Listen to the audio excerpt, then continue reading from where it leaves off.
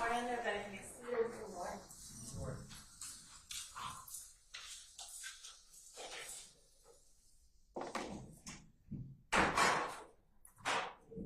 All right, I trust you had a productive evening last night, and I understand that the parties have a proposal with regard to at least a portion of Mr. Copeland's testimony. Sorry, I didn't have this turned on. So what I said was I trust everybody had a productive evening, and I understand that there is a proposal with regard to at least a portion of Mr. Copeland's testimony, so I'll hear what that might be. Good morning, Your Honor. Morning. Simone Hilton for the state of Georgia. Last evening, myself and Mr. Shard had a brief conversation regarding the testimony of Mr. Copeland. Yes. I believe the defense counsel have to speak among themselves in order to determine what portions of Mr. Copeland's testimony they are asking to be kept. And so we believe that we need a copy of the transcript. Okay. So that they can have that conversation.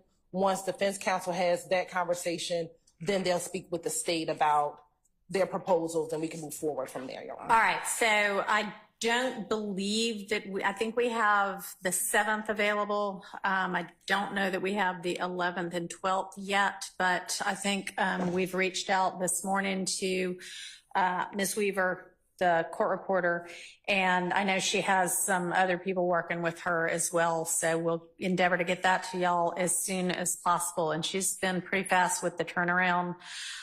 So we may even have parts of it by the end of the day. So that seems like a reasonable approach. And then I would think that the next thing we can do, to the extent y'all feel like you want to revisit evidentiary issues with regard to any of the videos, or I don't think you had gotten to the jail calls yet anyway, but with regard to the videos, we can probably do that now. Don't think? Otherwise, give me something else we can do this morning.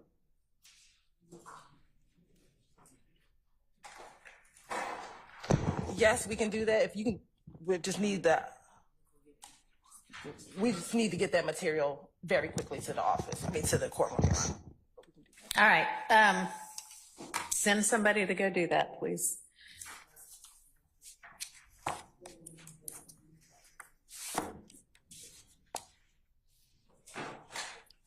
And has anybody thought through yet, and maybe we'll have ready soon any kind of potential instructions for what we're going to be telling the jury about either Mr. Copeland's testimony, well, I guess generally Mr. Copeland's testimony, and then I'll entertain what we're going to, I am going to say about the fact that here I am instead of Judge Glanville. But I mean, for that, I'm thinking essentially just, I don't know, some matter has required a substitution of judges, and that's about it. I don't plan to tell them really much more than that. They don't need to know why.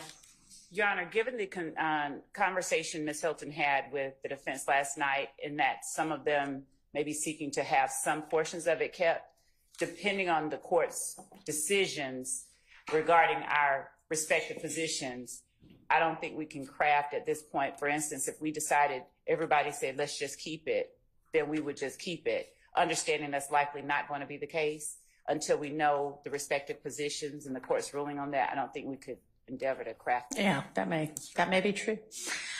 Okay. Yes, sir. Good morning, Your Honor. Good morning. Good morning to everyone. Your Honor, I wouldn't, and Mr. Adams can opt out of this if he believes it, but I'm objecting to anything except the unvarnished truth about Judge Glanville. I would like the court to tell the jurors the truth, that he has been found to be disqualified and removed from this case for his conduct. And that's my instruction that I worked on. That's what I'd like you to do. All right, well, I'll consider everything once I've got everybody's proposed instruction to the extent anybody wants to provide one for me to think about. Thank you. And Your Honor, I believe that the statute, if I'm not mistaken, regarding recusal specifically, speaks to the fact that that is not to be made a portion of the case in chief, of the main case. I will get the exact language that I'm speaking of. All right, great, thank you, I appreciate that. Okay, anything else? Yes, Your Honor. We also briefly discussed yesterday the exhibit list, talking about how we can resolve working through the exhibit list. And my understanding from Mr. Shard, and I'm not sure if Mr. Kokomo was finished yet, but Mr. Kokomo, who's his legal assistant, and another legal assistant, we're actually working through the same thing that our legal assistant is working through.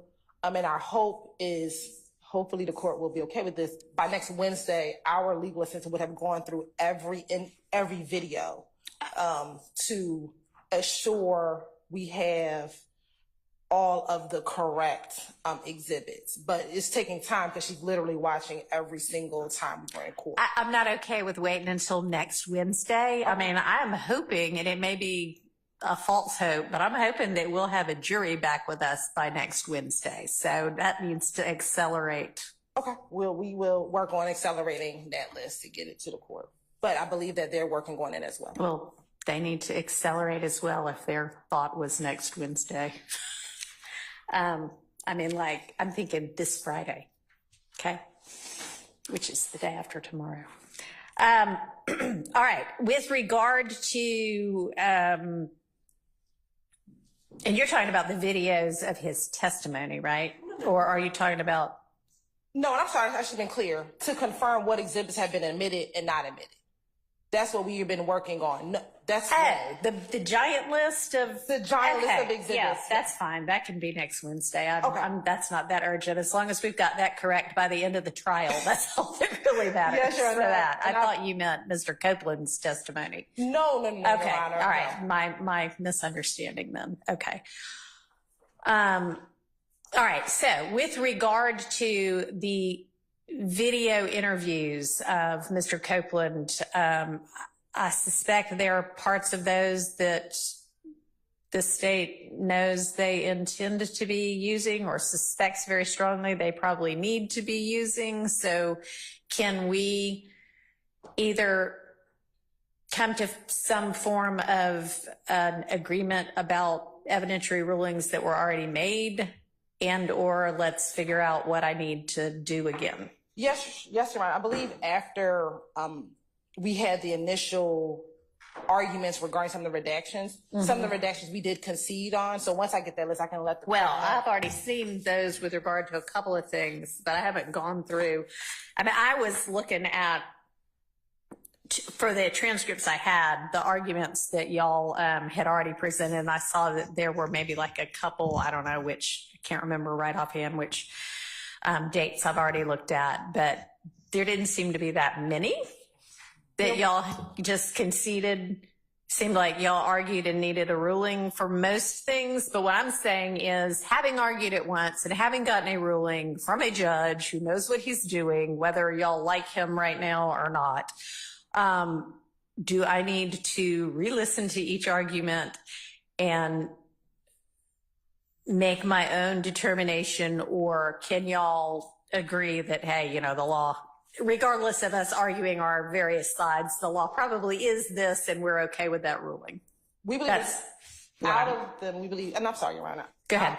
Out of them, we believe that there might only be two that we think may need to be re-argued. Okay. I just want to, we don't think there's many, at least from the state's perspective. All right, that's good.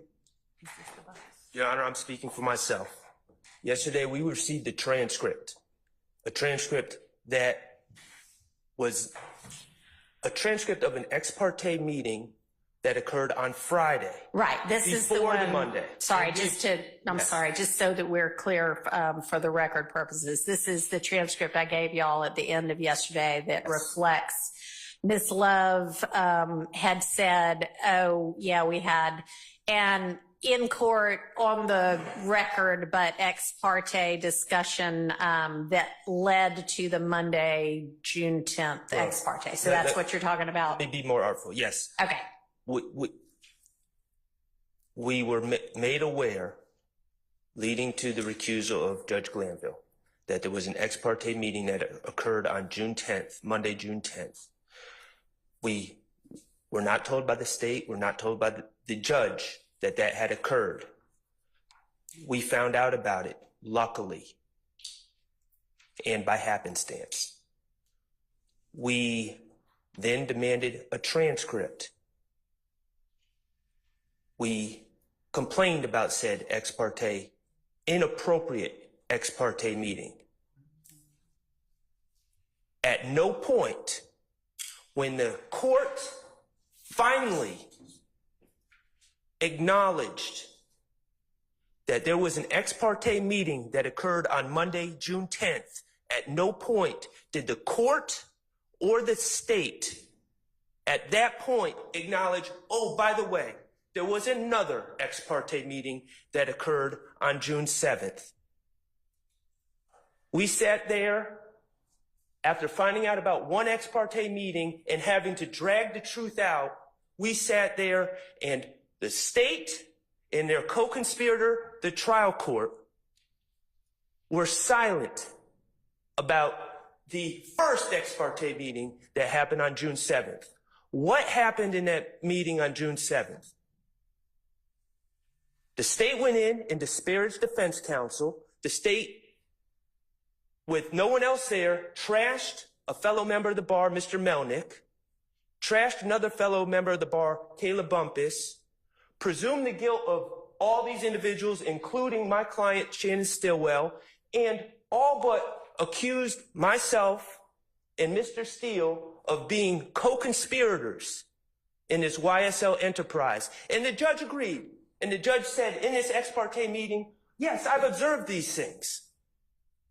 The judge presumed the guilt of all the defendants. The judge presumed the guilt of myself and co-counsel, Mr. Steele. And all this, people have been saying to me throughout this whole trial, why does Judge Glanville have it out for you? And it never made sense. And I don't assume bad motives of anyone. Why did Judge Glanville, when you did nothing wrong, try to throw you in jail? Accuse you of cussing him out in open court when you didn't do anything? Why does he always tell you, yell at you, tell you to sit down and be quiet? Why does he cut you off at every opportunity? Why did he try to throw Brian Steele in jail for 20 days for doing what was right? And I didn't have an answer. And then yesterday I received, and I appreciate that, Judge. I appreciate someone finally being open about what's going on here. And I received a transcript. And in that transcript, the trial judge, who's not only assuming the guilt of my client, but is assuming the guilt of me and my friend, Mr. Steele. This is gross. This is disgusting. But it's all starting to make sense. It clicked when I read that transcript last night. This is not okay. Nothing about this is okay. These gentlemen have a right to a fair and impartial judge. And I appreciate the fact that you are going to be a fair and impartial judge. But the reality, Judge, is that they don't have a right to a fair and impartial judge starting on witness 76 of a trial after 9 months or whatever it is. They have the right to a fair and impartial judge from the beginning. And this is absolutely gross and disgusting. And the bottom line is there's a lot more discussions that need to be had about this. But the bottom line is, if you ask me, do we need to revisit the rulings of the judge who sits in chambers secretly and talks to the other side and says, yes, I've been observing this. I've been observing this about what's going on in the trial. The judge that says, not only I'm going to meet with you on Friday and on Monday, but if we need to talk during the weekend, yeah, we can do that. The judge that suggests handing Mr. Copeland a list of questions. All right. Do we need to revisit those rulings? Absolutely, we need to revisit those rulings. We need to revisit everything. This is broken, and it's not okay. It's not okay. It's offensive. And it's not your fault, Judge. You didn't do this. I'm not trying to raise my voice at you. I'm heated right now. I can tell. My steam's been coming off my bald head all night. Nothing about this is okay. Yes, we need to revisit everything. That's my stance. Okay, thank you. And I think that I understand you being upset, and I understand why you and probably some of your fellow defense counsel on this side of the room are upset. I do not think that everything you said is a fair characterization of what that June 7th transcript reflects. But once we have the official copy, that'll be made a part of the record, and that will show what actually happened, what actually was said. As to any kind of legal error that may have been made with regard to rulings prior to Mr. Copeland's testimony, assuming this case goes forward and assuming there is any kind of conviction, I then assumed that there will be a motion for new trial phase, which at that point I can appropriately revisit things, and then potentially an appeal, at which point those things can be raised. I am considering and reading what y'all gave me yesterday to make a ruling on the substantive matters of that ex parte, and I can consider the June 7th ex parte as well, because I suspect y'all will ask me to do that. And if I determine that that is such, that there was coercion that is unconstitutional or structural error, then I will grant a mistrial.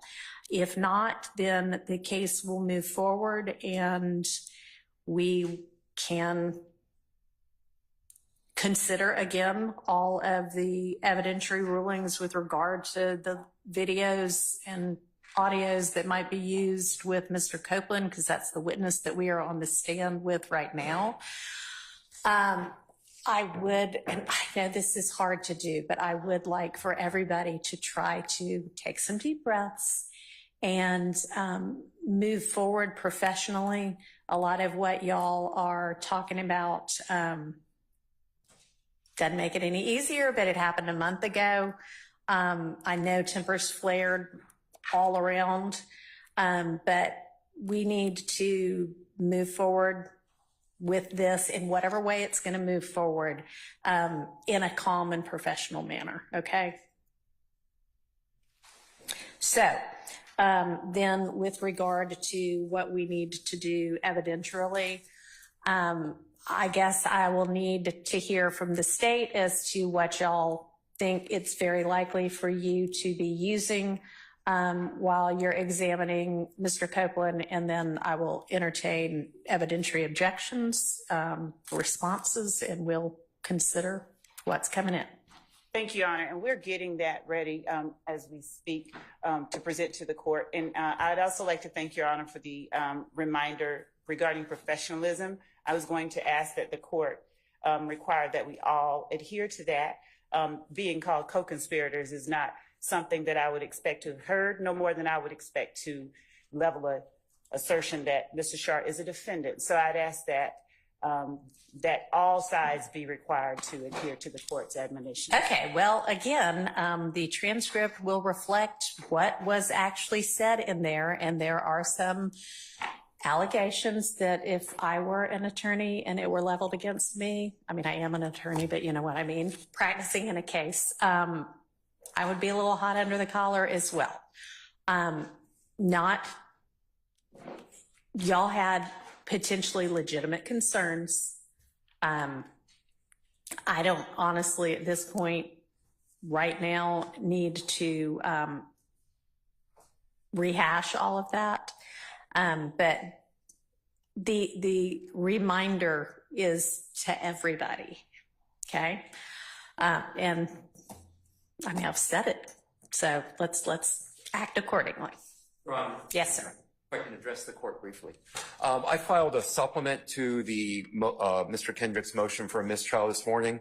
I just want to make sure the court's aware of it. I am aware of it. I have not yet had a chance to look at it, but that's, got it. Thank you, Your Honor. Mostly I want to make sure I bring it to the court's attention because, again, and I've followed the request of the court to not argue what's already in the papers, but I just want to make sure that the court understands that based on this additional information that we learned about the July 7th meeting, that my client has been consistently denied his right to a fair tribunal. It's been a due process violation. I, like Mr. Shart, am extremely upset having read that transcript.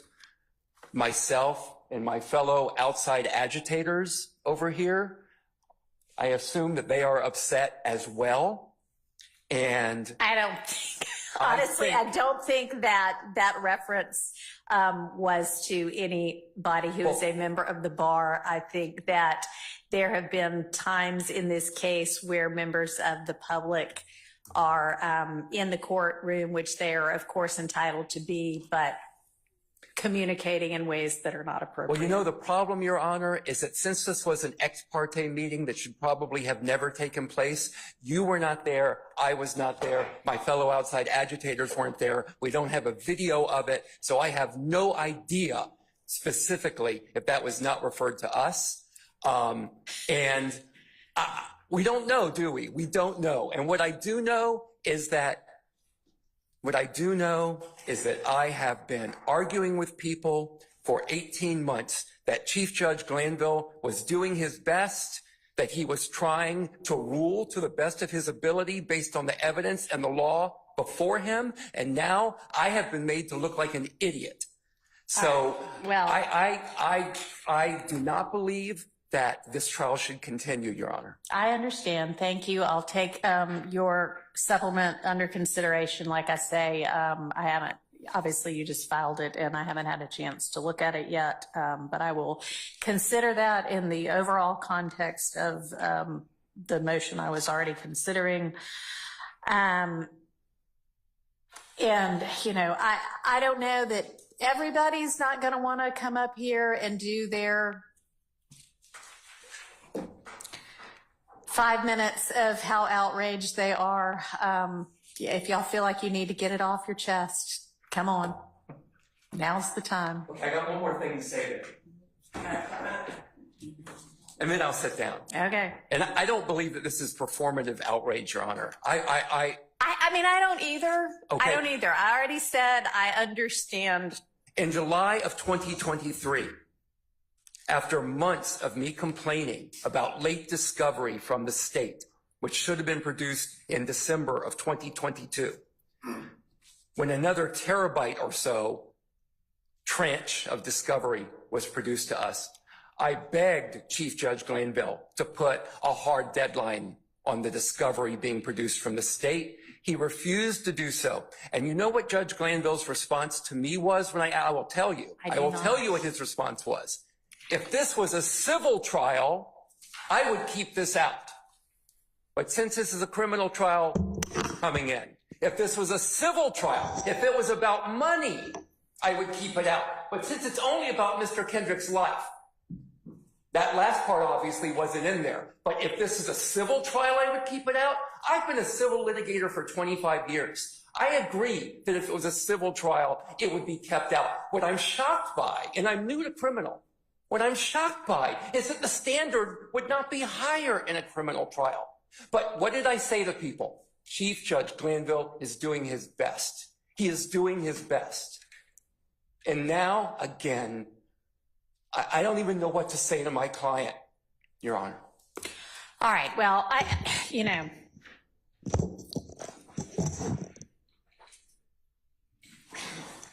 What do I say? I don't know. Obviously, I don't know what to say right now either. But I think that, while again, I understand frustration, you know, let's be careful about disparaging a respected judge. I do think that he has, and I haven't looked at every transcript yet because they haven't all been produced yet, but I don't think you're wrong that he has been trying his best and doing his best. And, you know, we all as lawyers know that everybody talks about lawyers trying to herd cats, and that's not inaccurate. This is a big case. There are a lot of good litigators on this case, but with a lot of good litigators probably comes a lot of egos as well. And I think sometimes it is possible to sort of get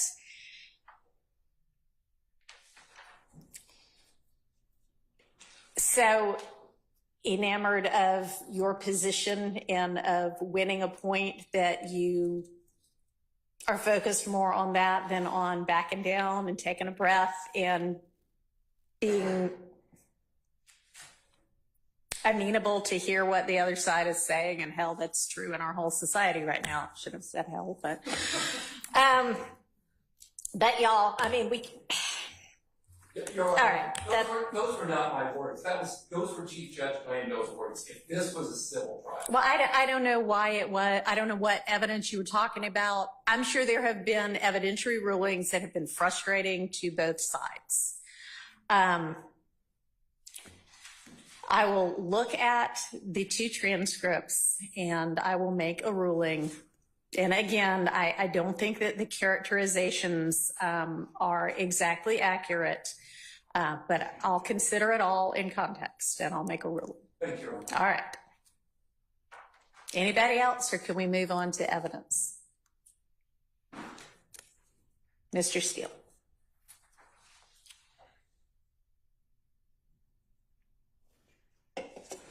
So there are 16, and good morning again. Good morning. Good morning, Madam Court Reporter. Ms. Winfrey, there are 16 hours approximately of the video audio you're talking about. Okay. And yes, we were going through to dissect objections, but I, and among others, really had an overall objection because the witness testimony, which is before the afternoon of June 12th of 2024, he agreed that he said these prior statements. So over objection, and the way I understand the law, the state shouldn't have been able to put it in at all. So I understand what you're doing. You know, Okay. We're going with you, but I just want you to know that we're not conceding that the way it came out, and obviously it's going to be redone after, I believe. I heard what you said yesterday. I agree, but that's the law. I don't believe that it should come in at all. So before you tell us later, hey, why'd you make me do that? No, I understand. And I think that Mr. Shard had actually put that particular objection in writing in one of your filings anyway, essentially that to the extent that Mr. Copeland said, yes, I said every one of those things to police officers, but every one of them was a lie. That is an admission that he made the statements. And the defense position, as I understand it, is as long as he acknowledges the statement, then nothing else is a prior inconsistent statement. And I'll hear from the state with regard to that, but... I add one thing. Just another layer of that. Oh, I'm sorry. Go ahead. Just another layer of that is that the issue, the subject matter of these statements is largely the alleged co-conspirator statements, that our stance is that those were not in furtherance of conspiracy either. So Okay. There's like two layers Sure. of analysis. Okay, thank you. I'm sorry for interrupting. You asked, I let you. But anyway, with regard to, does that make something said that is inconsistent in a prior inconsistent statement? And the state can provide me the law on that. But I think there are times when either an I don't remember or an I don't know or a, well, that was a lie, can still form the basis of making something a prior inconsistent statement. So, but And Your Honor, I'm going to let Ms. Hilton speak specifically as to the law on factually what Mr. Copeland did say. What he said was, I don't remember anything that I told the police. I keep telling you, I don't remember anything. But if they say I said it, then I said it. Yeah, I think what they're talking about is he also at certain points said, yeah, I absolutely said that, and it was a flat out lie, and I'm paraphrasing, but Okay. that is what they're talking about, correct? If that's what they're talking about. Is that what y'all are talking about, Mr. Sharp, Mr. Steele? Yeah, so that's what I would like for y'all to address.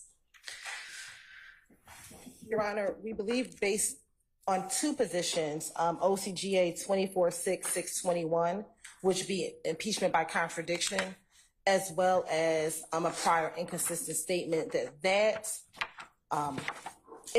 both that statement, I said all that I said, but it was a lie, or I was trying to finesse my way out of being locked up, would lay the grounds of still allowing the prior inconsistent statement in to come in. Okay, and 24-6-621 is the Impeachment by contradiction, and 24-6-613 is essentially prior statements, right? Yes, Your Honor. So what I'd like is some case law that represents the proposition that you are asserting, okay? Yes, Your Honor. All right. And I don't want it just simply quoted out of a horn book. I would like the actual case law. Your Honor, if you can give us a moment, just because Okay. we need to. I mean, y'all, when I told you a week and a half ago that I wanted to be going through Mr. Copeland's evidence, y'all had 10 days or more to get ready for this. So I don't know what y'all thought we were going to be doing, but yes, I'd like to hear it. So if you need a minute to get me the law, go ahead.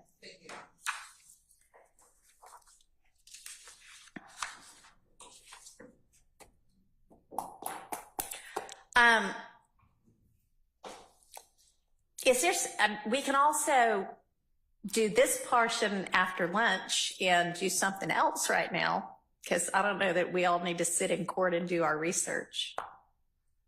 What else could we do that's productive? Your Honor, Yes. I would like to make records.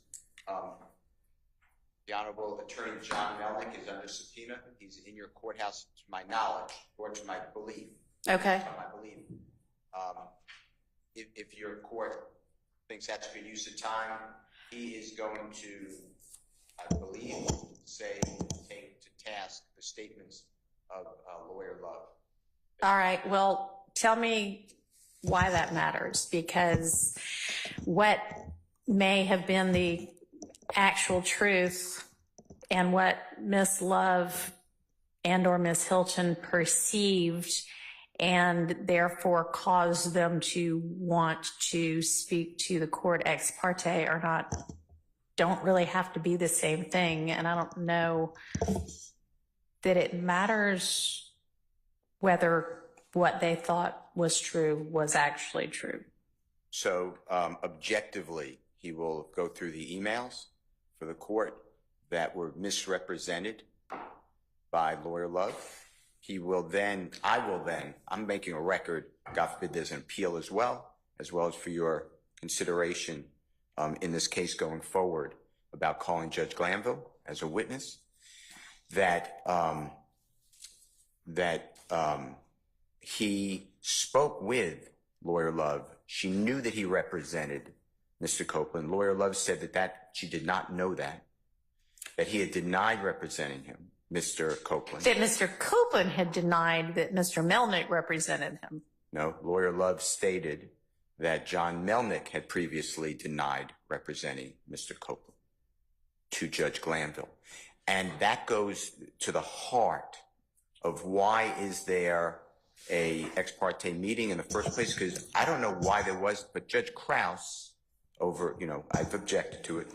And I know you said maybe not, it's dicta, and I agree that it did not go to the holding or the ruling, and she didn't make long statements of fact or findings of fact. So I appreciate you saying, I don't know if these are findings of fact, but maybe just surplusage.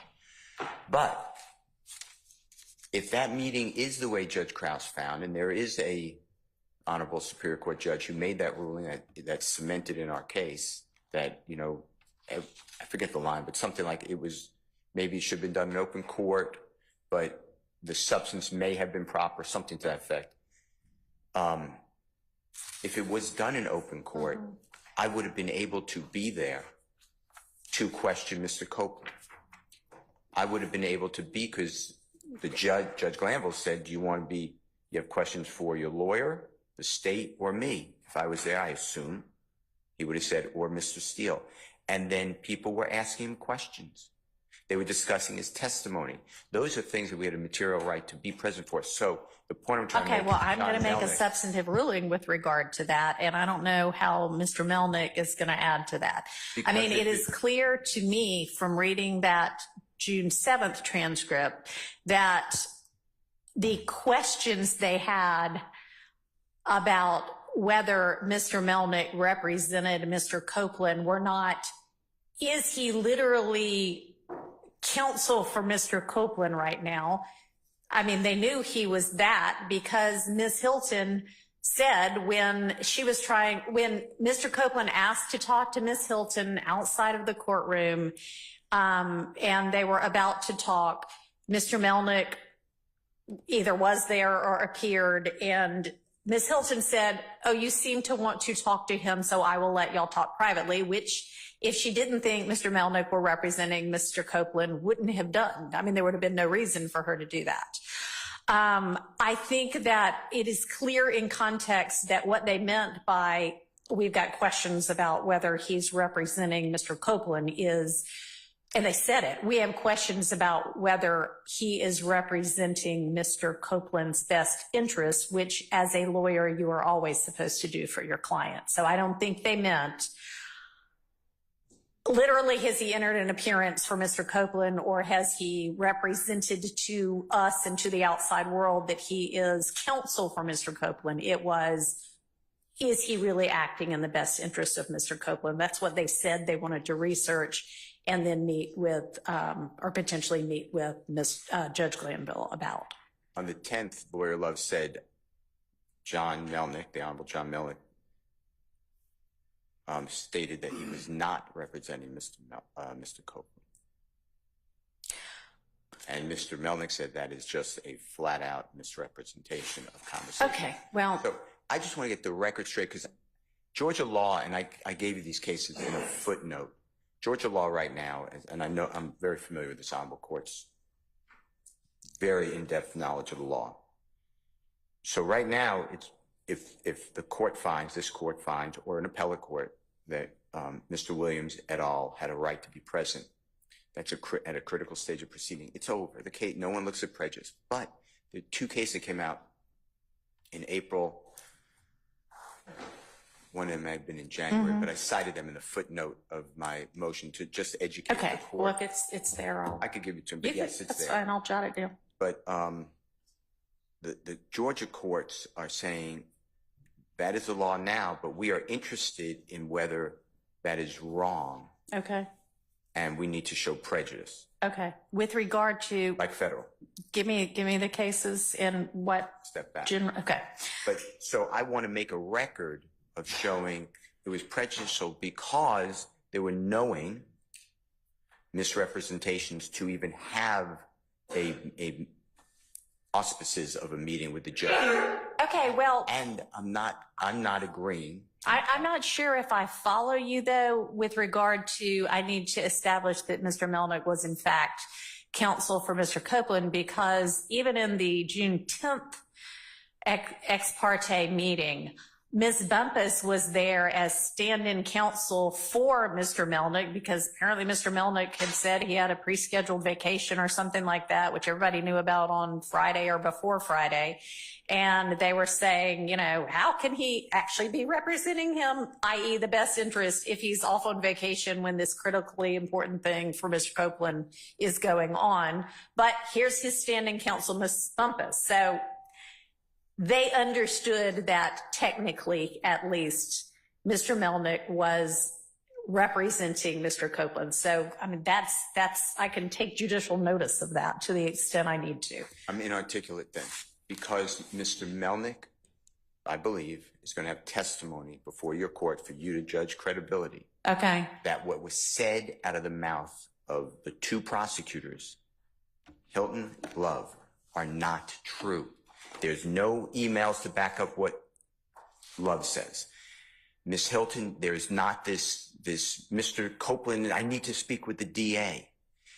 Those things have been unrebutted. They're just being said. And my point is, without that, then why are you questioning another lawyer's ethical duties? What gives you the right to say that to the judge? And then the courts need to know that's not true. All right. Just like I said to the state essentially yesterday with regard to their motion that suggested that defense attorneys were violating bar rules in the way that they talk to the press, I am going to suggest to the defense that if the state is violating bar rule, or attorneys for the state are violating bar rules in the way that they talk about defense attorneys or in representations that they make to the court, that too is something that they may have to deal with the state bar. I understand, but I'm dealing with, my concern is Mr. Williams. So I'd like you to make findings, because I think that they go to the heart of, you're entitled to ethical prosecutors. We demand that. Ethical lawyers, ethical prosecutors, and a fair tribunal. That's constitutional as a fair tribunal. That did not happen here in my advocacy, in my viewpoint, the way I understand what happened. I wasn't there. So I can't talk about, I wasn't in the outside the courtroom when this supposed Mr. Copeland wants to talk with Ms. Hilton. I don't know. All I know is what, we do. We come in after the fact and we investigate. But I'd like to spread that on the minutes. So I raised that. I don't know, Mr. Melnick's day-to-day or. I don't know that. But I'd like to call him. I understand. And I don't know that that is ultimately relevant to the determinations I have to make, because again, whether what the prosecutors represented to Judge Glanville was true or not, maybe an issue for another type of tribunal. But in terms of whether it was then appropriate for Judge Glanville to okay the June 10th meeting to further flesh that out is what I need to figure out, right? So it doesn't really matter whether what they said was true for that purpose. It is, they told Judge Glanville what they told Judge Glanville. Was it reasonable at that point for Judge Glanville to entertain the ex parte on Monday the 10th? Okay. So let me make that determination. I'd like to call him if you change your ruling. Both of them, Judge Glanville. You can proffer what he would testify to. Then I need to, because he didn't see this new transcript, so I need to, he being Mr. Melnick. Well, what's in the transcript shouldn't influence what's true. So I would think, no, it doesn't. I would think that he can then say, tell me and I'll tell you, and then you can hear from him if you want, that did not happen or this. I want to get it right. All right. So you haven't talked to him yet about what? All right. Well, obviously, I'll give you a chance to talk to him before you make a proffer, because you need the proffer to be accurate. Okay. All right. So that's not something we can do right now either. Okay. Thank you. All right. So what can we do? And if there's nothing, then I'll just go back in chambers and I'll read all my cases that y'all gave me yesterday and I'll make some rulings so I can still be productive and y'all can be productive out here. You want to break for an hour and a half? Okay. All right. Let's come back at 11.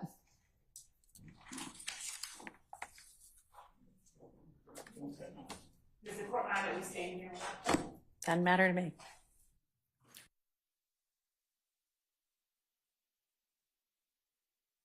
Deputies, so if that's fine, that's fine. But I'm not going to ask them to stay here. They've got a lot of other work to do too. Okay.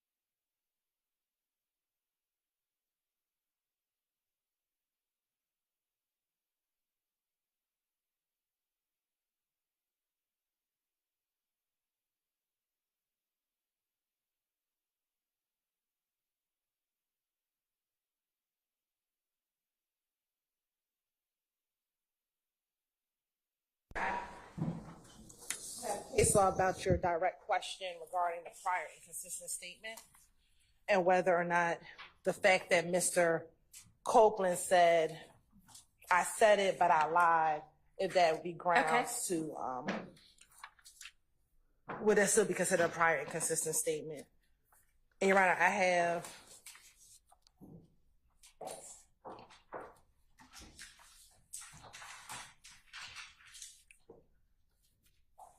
three cases for the court. Okay. I have Green v. State, and I have a copy for the court, as well as a defense counsel. You're welcome. Green v. State, which is 317 Georgia 250, which is a 2023 case. Sconners v. State, 318 Georgia 855, which is a 2024 case, Your Honor. Sure, Sconyers, SCONYERS, v. State, you're welcome. And United States v. Odom, which is a federal Sixth Circuit, United States Court of Appeals case for the Sixth Circuit. It is an older case. It is a 1994 opinion, and it's 13 Fed 3rd 949. Okay. May I approach with those three cases? Yes, thank you. Oh, sorry, and I'll give it to you. Give me 1 second. Thank you.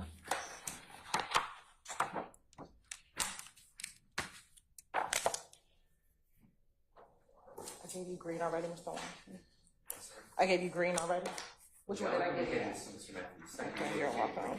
You're welcome.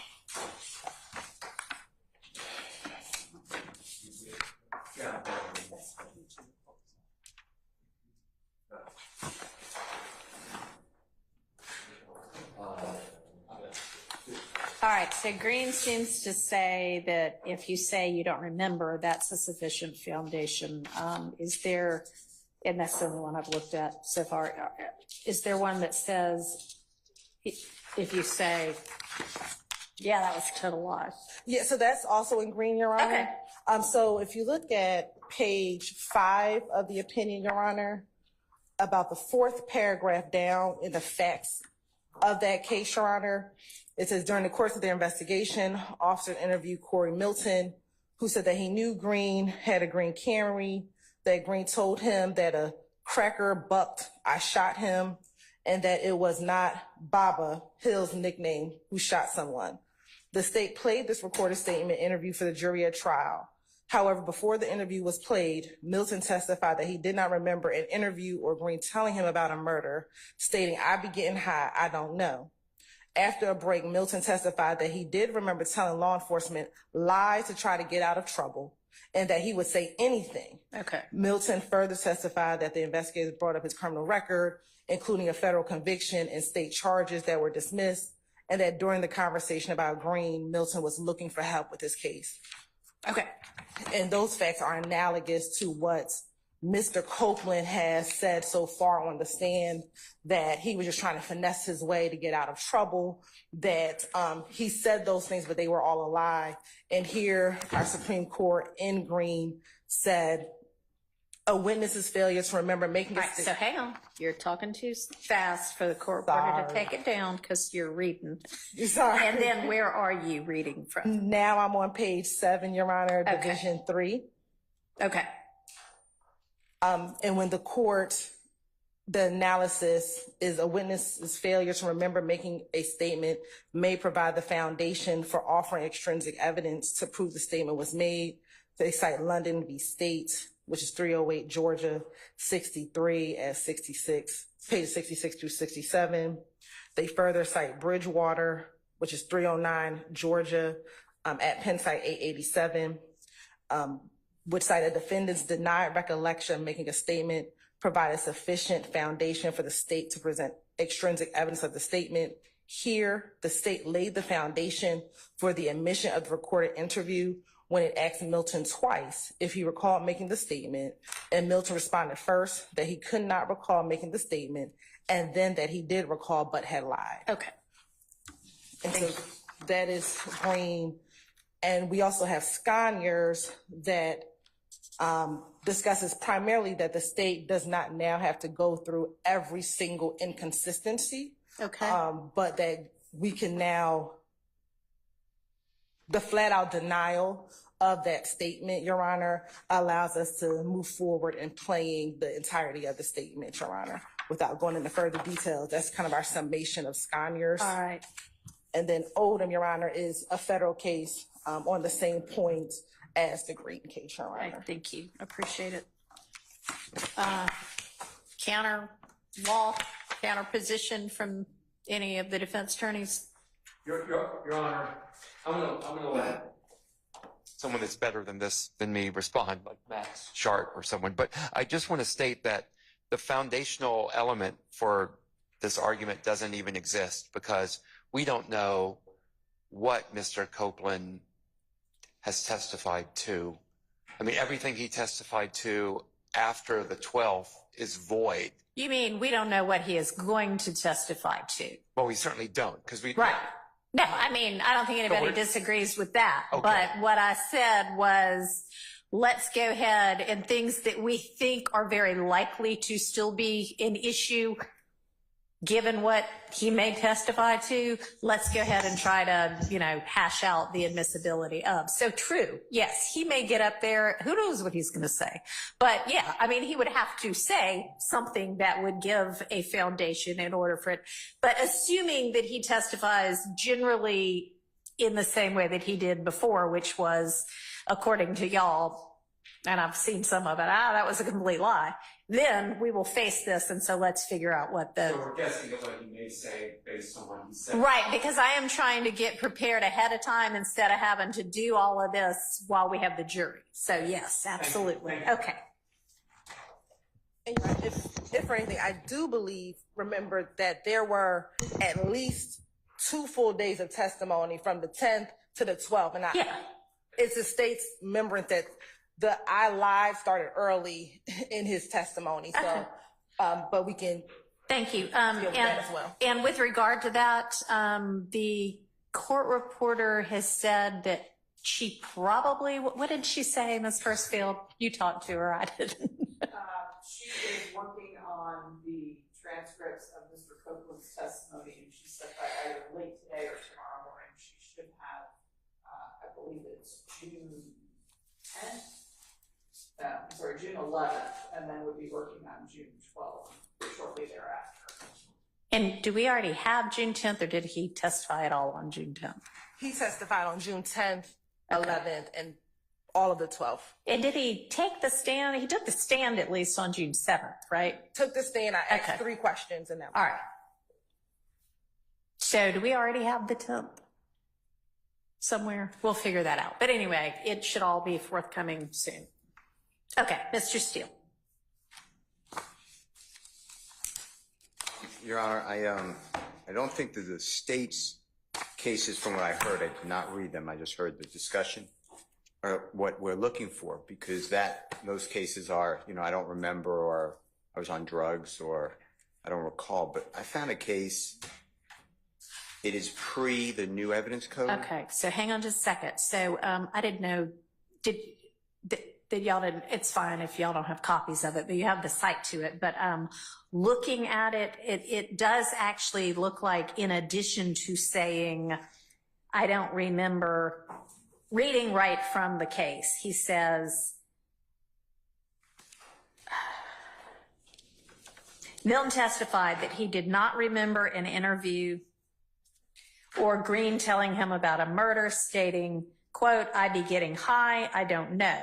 After a break, Milton testified that he did remember telling law enforcement, quote, lies to try to get out of trouble, unquote, and that he would, quote, say anything, unquote. So it sounds like that is pretty close to what we've got.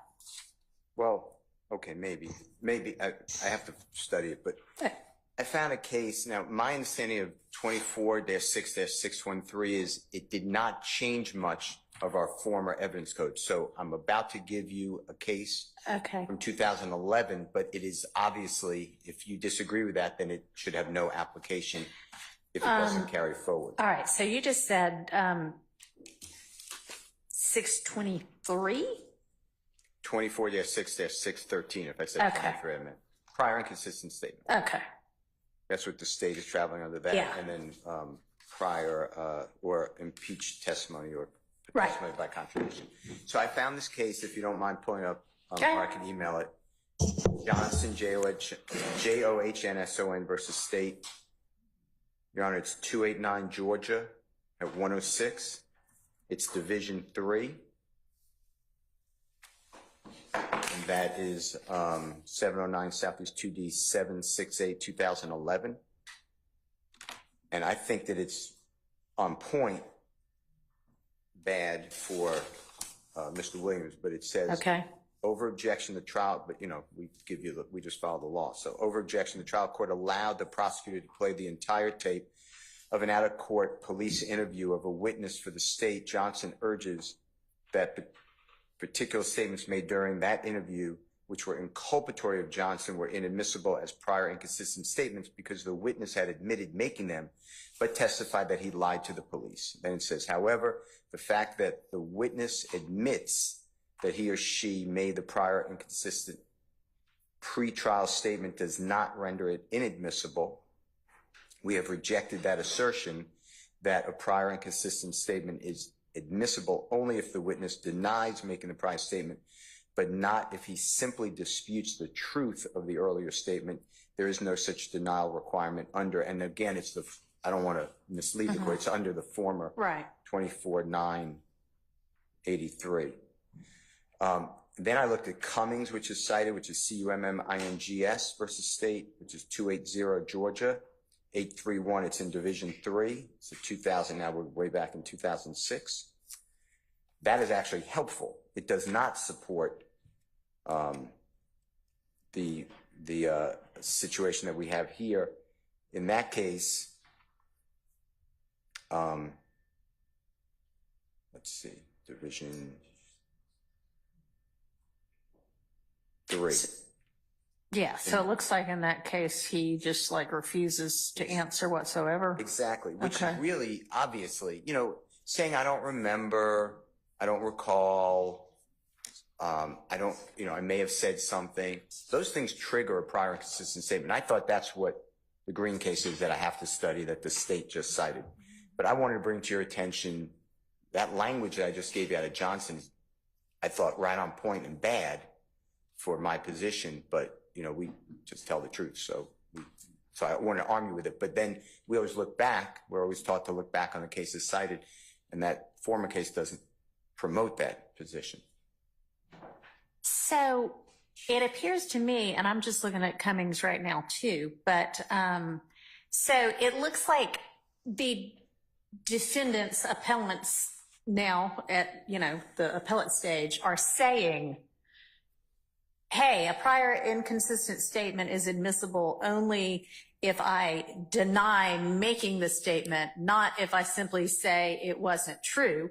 And the appellate court is saying, no, that's not correct. You don't have to deny it. Even without a denial, it can still come in.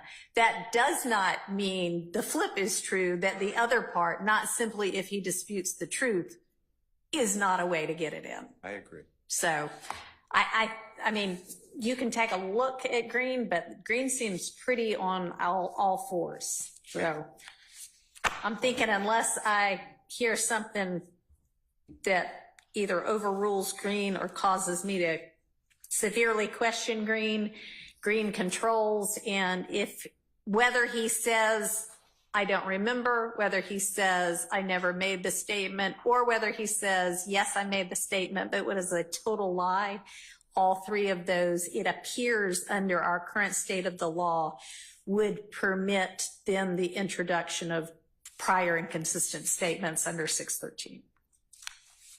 Well, I'm going to read with your permission. Sure. Yeah, absolutely. Yes. Thank you. All right. Thank you. Thank you, Ms. Hilton. That was a helpful use of our break. All right, so with that understanding, are there other specific evidentiary issues we want to consider? Or do we want to just jump right into hashing out some of the evidence? Your Honor, during the course, the state also looked at the redactions that we had previously discussed with Judge Glanville for the states as it relates to the January 11th, January 28th, February 20th, and February 21st interviews. Okay. We do not have any issues with the redactions as is. Okay, and those redactions being something that the defense and you all have agreed to? Or it was what was hashed out during the state of it. Okay, so were those hashings out done prior to or after the recusal motion being filed? It was done. 3 of them were definitely done after the recusal motion was filed. Okay. Well, the one done before the recusal motion was filed, we can go with, however, that ultimately ended up being redacted. Yeah, I'm trying to recall if the other, I know we were in the middle of playing 2 of them during that time period. I just need to confirm when we actually discussed those 2. So January 11th and February 20th, we actually played those interviews before the jury. I believe we played those interviews on Monday, June 17th. And which would be part of what either needs to get redone or y'all need to make a, come to agreement on. And we may have started it on Friday, the 14th, whatever that Friday was before. But for the ones that we did discuss during that pendency, the state does not have any issues with those 4. As it relates to June 11th, the June 10th interview, there are some we would like to revisit. So, all right, I'm not sure I follow you. Okay. So,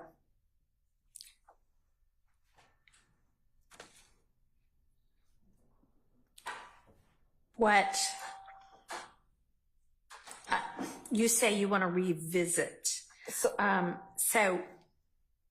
think first it would be helpful to know which ones were hashed out before the recusal motion. And then we can just say that's what we're going with because that was prior to any issue. And therefore, we can stay with that. As for anything that was post-recusal motion, unless the defense can come to an agreement with y'all about admissibility, we're going to have to redo all of those. So have y'all had discussions yet about, or I thought y'all wanted to figure out what was actually done and what wasn't. And I guess maybe I misinterpreted what I thought the court wanted us to figure out whether or not there were some that we wanted to even object to. And so we're saying there wasn't any that were done that we wanted to object to for 4 of them. I don't know if the defense has any. For 4 of the interviews, we have no objection to the current state of the redactions based upon what occurred. All right. And so that's what I thought I understood. Okay, and that was January 11th, January 28th. February 20th and February 21st. And so you will let me know which one or ones of those were hashed out before. And that is, status quo on that. For the other 2 or 3, whether they were before or after, y'all are good with what was decided, but I'll have to find out from the defense whether y'all are good with what was decided. And if not, what particularly you want to revisit. Yes, Your Honor. Okay. And then there was a 5th one. For June 10th, there are areas we would want to. And that has not been gone into with anybody yet. Is that true? No, we did hash out that one as well. Oh, you want to revisit that one? Yes, Your Honor. Okay.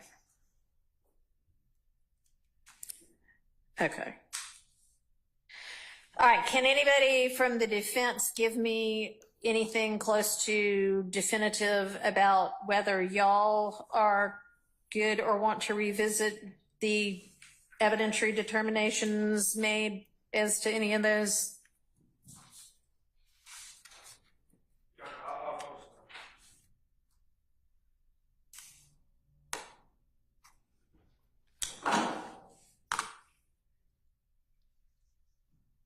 And respectfully, and I'm not trying to belabor the point, but I just need to make a record. Our stance is that our trial judge was not an impartial. I understand. And so we don't believe that the issues are just limited to post-serving the recusal motion at this time. Okay. So well, that's, and we understand. I am not going to be going back and revisiting evidentiary rulings made before then. I understand. And I just need to say that. But yes, for the record, I understand. This is a very difficult task. I was I think we all were very involved in the negotiations and reviewing of these things. But, as we were doing it, I wasn't taking notes of what I was doing. So I'm trying to put together what exactly was discussed. And part of the problem is we don't have a transcript. Well, I've got some of the transcripts, but not all of them. So if it would be helpful to y'all to have the transcripts of when the jury's out and y'all are going through, we don't have all of them yet, but I've got certain days. So y'all did that like on the 18th, the 20th, and the 21st, and the 24th, and the 25th, and the 26th. Yes. Okay. Which is why I want to use this week to the extent possible to not take 1, 2, 3, 4, 5, 6 different days to do that. Okay, so I'll see what we already have and get that out to y'all. And again, y'all, this is all rough. This isn't official, but it looks pretty clean to me. And there were extensive emails that went back and forth from myself and other defense attorneys with Ms. Hilton mostly regarding these kind of negotiations where we agreed and didn't agree at the time. Okay. So I'm trying to check my emails and make sure I have. So y'all have those or should have those. So. And that would be a good starting point. I'm just making sure that what I have is accurate to what she has. Okay. I'm sorry I don't have a better answer for you. Okay.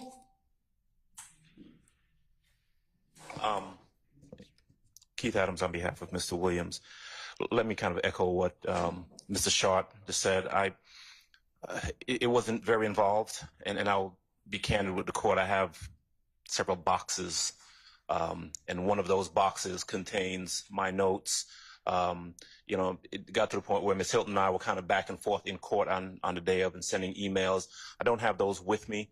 I think what Mr. Shard is saying, and if he's not saying it, I'll say it, that we really need some time to kind of get all that together. All right, y'all. Yeah. When I met with y'all, when was that? Friday, a week and a half ago? And said, okay, here's how we're going to move forward. And then gave y'all 10 days or so before we had our Tuesday, hey, we're doing motions now, and then we're going to move to evidence.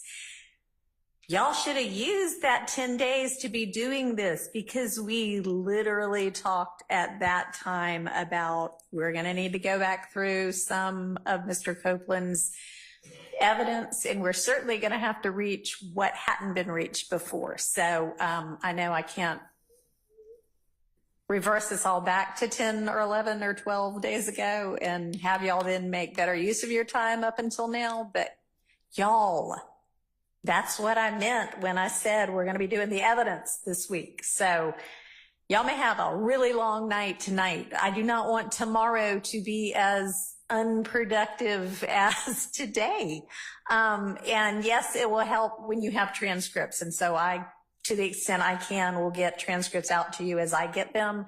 But with regard to discussions y'all were already having amongst each other, it wasn't that long ago. So.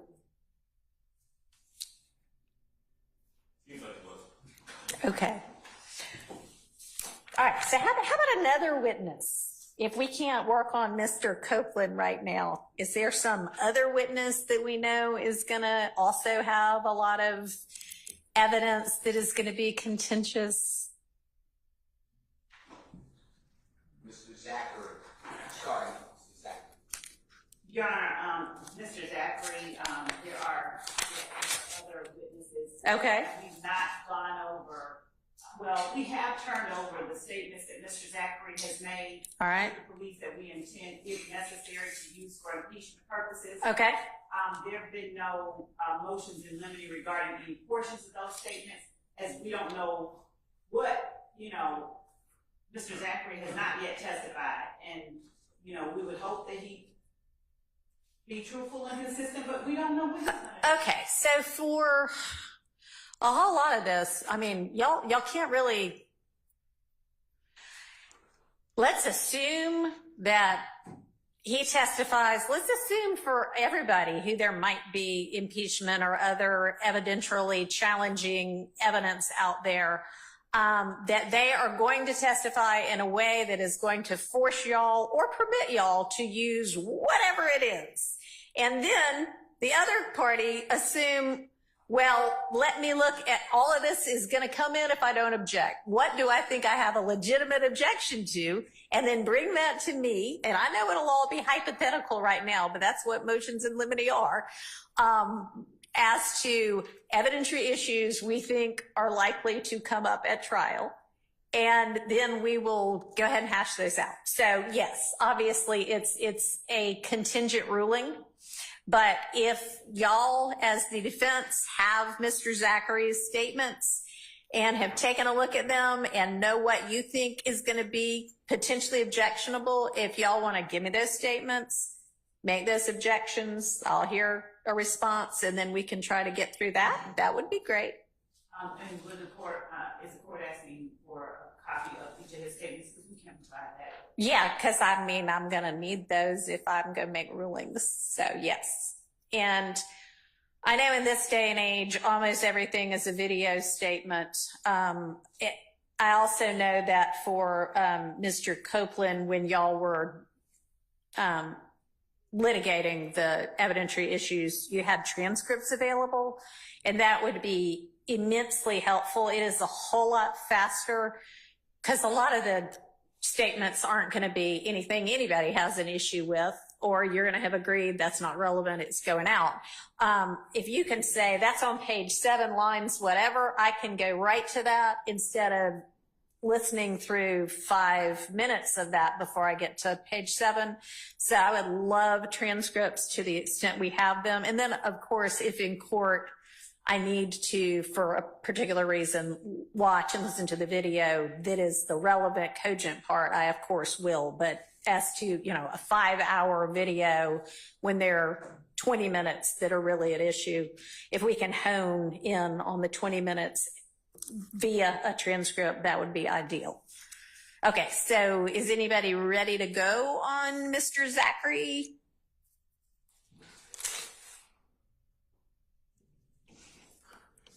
Anybody?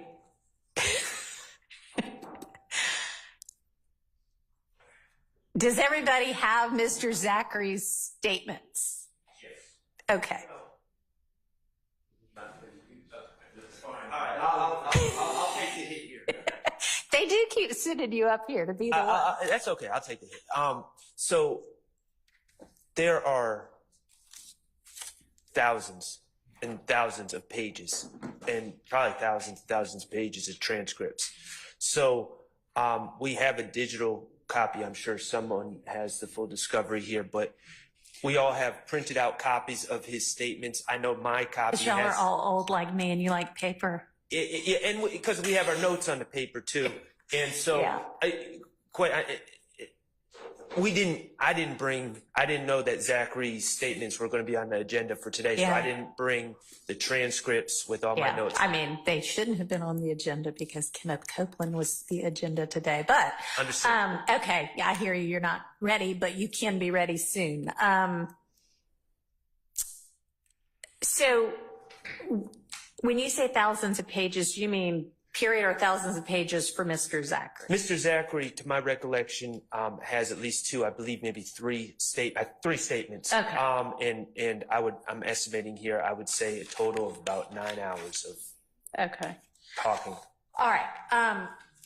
Has the state determined whether, so I know, like, for example, for Kenneth Copeland's jail calls, I think you had 11, but you said we're only interested in 6 of them.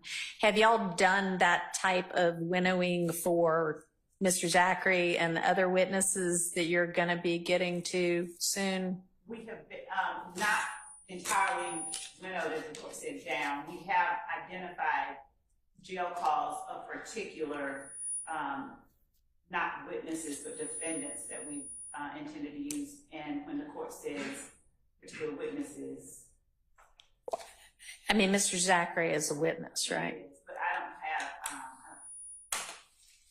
I don't believe that we have any jail calls from Quindarius Zachary. Oh, no, I was just using that as an example of winnowing. I'm not asking about jail calls from Mr. Zachary. I'm asking about whatever you think you might use with Mr. Zachary. If there are 3 statements, for instance, do you intend to use the entirety of all 3 statements? And if not, could you pinpoint for the defense what portions of those statements you intend to use so that if they have an objection to something you're not going to use, they don't even need to look at that because you don't intend to use it. So you can say, here's the portions we think we want to use, and then they can say, only look at those. Here are the objections we have. I can do that. I have not broken it apart by Okay. segments I intend Okay. to use, as I wasn't yet.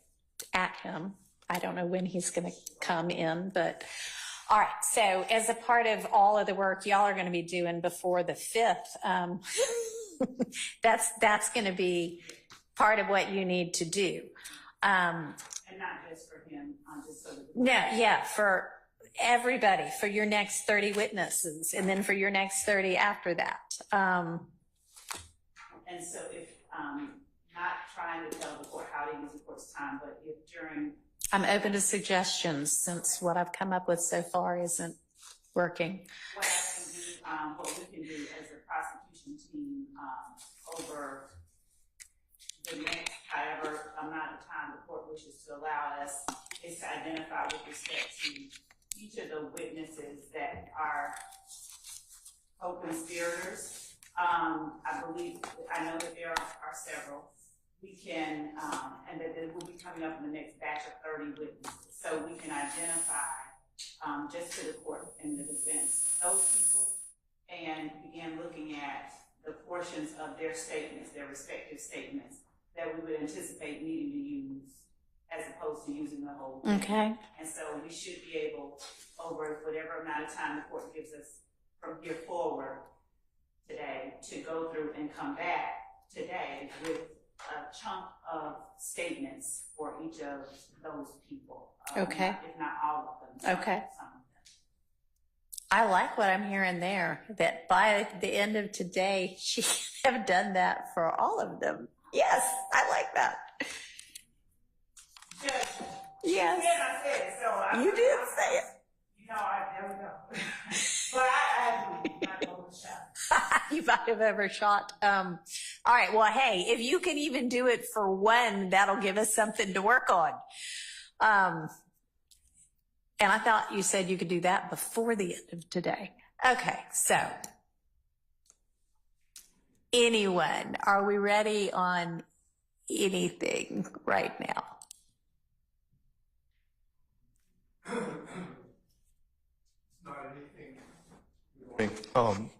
It's not anything we can go forward with, but Judge Glanville had given me on behalf of Mr. Nichols, a continuing objection to the admission of any of these statements, in that they have absolutely nothing to do with Mr. Nichols. So I have a continuing objection to the admission of these statements. All right. I have a continuing objection, which has been preserved by Judge Glanville, with regard to both the alleged co-conspirators exceptions and any of the contained so-called statements that were made by Mr. Copeland or the other alleged witnesses that the state has called. Last year, we had motions pending with regard to 801D2E issues, co-conspirator statements issues. The court indicated that, well, it required the state to provide to the defense all of the 801D2E statements that the state contended it would seek to admit during the course of the trial. Okay.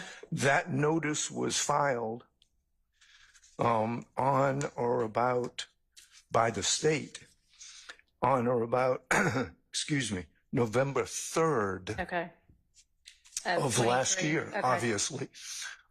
Couldn't be this year yet, although it feels like it.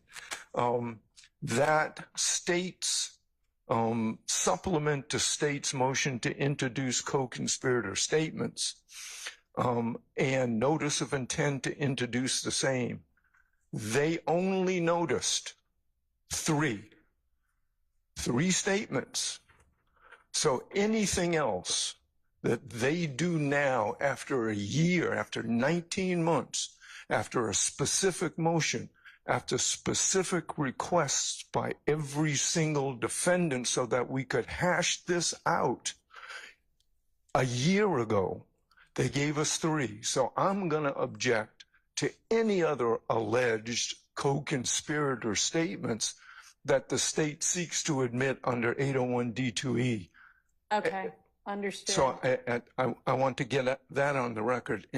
And finally, you know, this is prejudicial misjoinder. There's such a spillover effect as to Mr. Nichols. I had an ongoing motion to sever that I want to reallege and reaffirm. And Mr. Nichols is charged with count one, the gang count. Yes, that's correct. Okay. Do you want to, I think I invited you previously to, but if not, invite you now to provide me a proposed 105 limiting instruction, and I'll take that under consideration. Sure. I'll do that for, I know that all 6 of the defendants here are charged in count one, the RICO count. And then other than that, there seem to be sort of 8 or so independent, or not independent, but different acts or sets of acts that some people are charged with 1 or 2, some people are, you know, charged with another set. And yeah, I mean, the people that are not charged with Mr. Thomas's murder might want some sort of instruction that says, other than the gang count, I mean, other than the RICO count, this doesn't go to this defendant. So I'm happy to consider some instruction if y'all want to provide me something to consider. I will provide you with that. Whether you ultimately do that or not, I mean, yeah, I mean, I don't know. I'll hear from both sides. But yeah, it's what we've been arguing about the whole time and what I've preserved going forward. Sure. All right, so we'll get you that as soon as possible. Okay. Now, as to the first point you raised, that only 3 statements were identified in the November notice filing by the state as co-conspirator statements that the state had identified as intending to admit. What does the state have more than that now? And if so, tell me why those should come in despite not being included in the November notice. So, Your Honor, the November notice of 2022. 2022? We provided two 801 D2E notices. Okay, so is one of them November 3rd of 2023 as? Yes. Okay. Yes. And then you're saying there's another one? Yes, that's November, that was filed on November 30th of 2022. Okay. And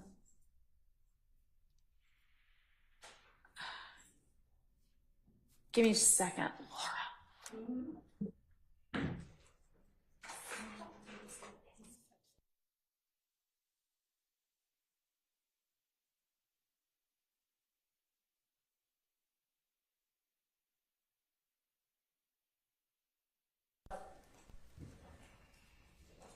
Thank you, Judge. In the 2022 notice, we stated that the state will establish the ongoing conspiracy of the YSL Criminal Street Gang Act trial, and any statements made between co-conspirators in the YSL Criminal Street Gang conspiracy that were made in furtherance of the conspiracy are admissible, and we request the court grant the state's motion to permit these admissible statements at trial. What we've seen come up, for instance, during jail recordings, there are persons who are not indicted under this indictment as a co-conspirator that make statements to either a witness or a defendant currently on trial or in the presence of a defendant currently on trial that the defense has alleged the statements are therefore inadmissible, despite the fact that they come within the context of a jail recording that arguably is admissible, that the statements of a particular party are not admissible. Instances like that, we argue, are instances that involve co-conspirator statements. Okay, so not arguing broadly, conceptually, but arguing as to specific statements. What notice does the defense have of specific statements that are not included in the November 3rd, 2023 notice? Okay. Because it's one thing to say broadly, hey, if they're co-conspirator statements, we intend to use them. It's another to say, and here are the ones we intend to use. And if the court had ordered, you need to tell the defense which of these you intend to use, then it's time to get down to specifics. Yes, Your Honor. So in this particular notice, we did provide. Sorry, when you say in this particular notice, which notice? The November 6th, 2023 notice. Okay. November 6th. November 3rd? It's just, he said it wrong. It's filed. November, okay. You provided notice of 3 different statements. Right. 3 right? specific ones. Okay. Yes. Right? Yes. All right. So my question is, are there other statements besides those 3 that you believe are admissible in the trial of this case as to any witness? There are, just one moment. All right.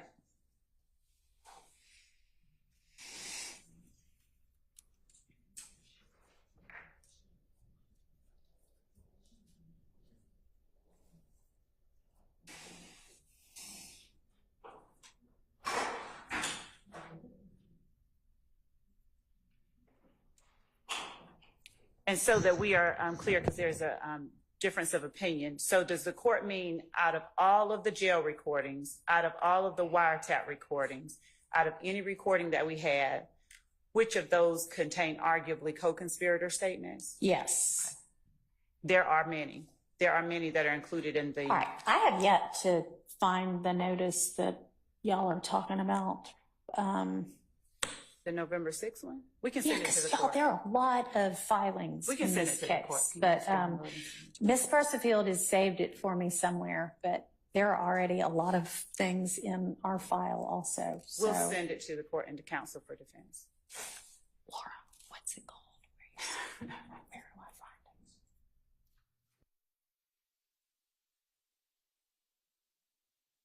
it? Is emailing it to me because I need lots of assistance. Thank you, Laura.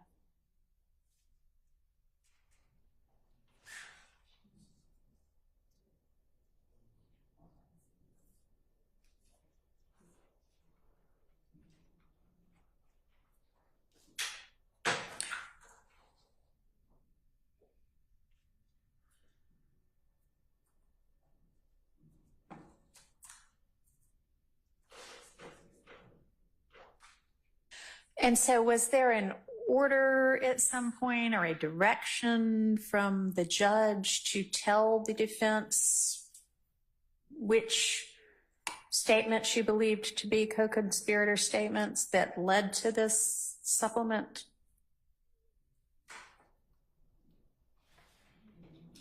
Yes. Okay. I'm looking for Okay. I mean, if there was, that's all I need to know. So yes. So, okay. Now tell me what other statements you believe to be co-conspirator statements and why they should come in now when you were ordered many, many months ago to tell the defense what they were. They are included as part of the jail calls and the wiretap. Okay. So they have them. Yes. They just haven't been identified as, hey, we think this is a co-conspirator statement. We intend to use it. Yes. Okay. Well, sure.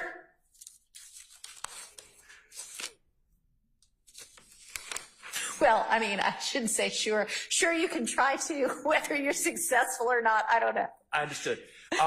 So when they say they've been provided, they have not been identified in any way, shape, or form. There are thousands of jail calls involving dozens of people. Yeah. There are about 3,000. I think you've said enough. I understand. Them provided in discovery, not identified as here are what we believe to be co-conspirator statements. Thank you. That was kind of what I thought when she said you have them in discovery. All right. So I would imagine that the discovery in this case is beyond voluminous. And at some point in a trial in this day and age, you know, how it's supposed to not be trial by ambush anymore. It's supposed to not be trial by ambush. And I'm not saying you're trying to ambush, but at least as of now, really well before now, you should have identified, I think this is a co-conspirator statement. And honestly, you should have identified out of the God knows how many rooms full of boxes of discovery, here's what we're actually going to use. So to the extent you haven't done that, I've already told you you're going to be doing that by telling us very specifically as to each witness, here's the evidence I intend to use. But that's still weeks down the road. So if you know, well, let me put it this way. Whatever co-conspirator statement you know of right now, let's stand up and let's share it with the rest of the people here so that they can then tonight look at it and say, here's why it's not. Okay?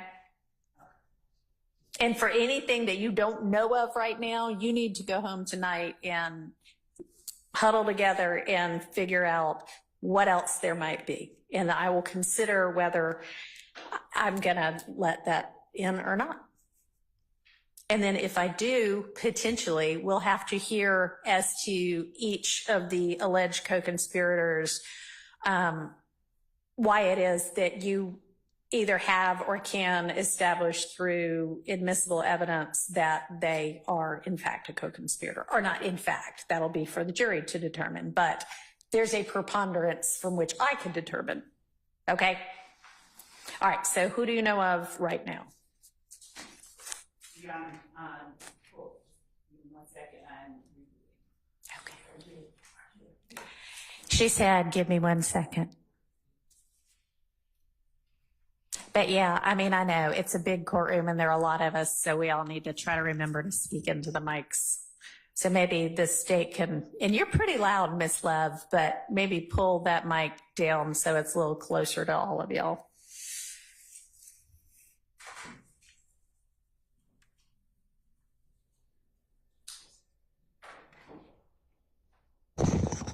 And so that the court knows what I'm doing, I overheated.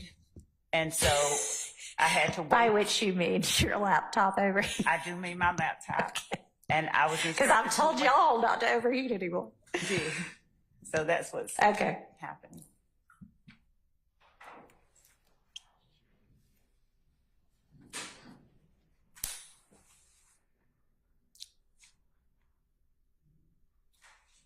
Your Honor. Yes, sir.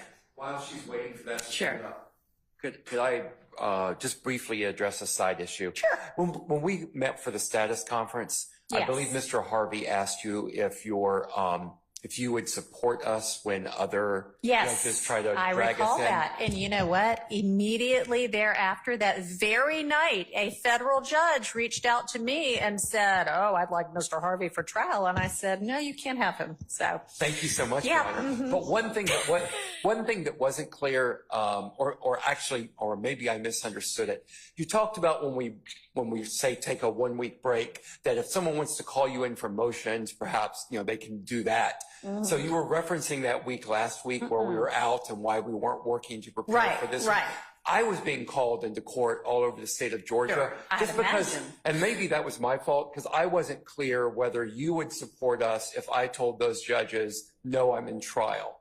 Because we did have a lot of preparation to do for this week, but unfortunately, I was hauled all over the state. right. I'm And sure we didn't really talk about that. Yeah, are you going to cover us for that as well so that we can work on this trial during those breaks? Because, I mean, we may just have to decide that on a break by break kind of thing. Because I, for the last 19 months, have been one of those judges wanting several of you in court for cases pending before me on my other docket. I don't want to blanket say anytime we're not here working on the case, I'm still going to protect y'all, as it were. And frankly, I'm sure that all of y'all would like some time to be able to go represent your other clients in court as well. Absolutely, Your Honor. So, why don't we take that up kind of as we need to? Okay. And if we are not in court, I hope that we will get into a rhythm if this case proceeds to continuation of trial, where we can have enough done that we can say go Monday through Thursday hard and take Fridays off, or take Friday mornings for motions and Friday afternoons off or something, but like a schedule so that y'all know if you are not prepping for the main witness in the case the next morning, that you can go to court and do some of your other representation. That would be wonderful, Your Honor. Yeah. At least speaking for, just for myself. I mean, let's raise it with me when you need to, but Okay. I can't give you a blanket answer right Okay, now. thank you. All right.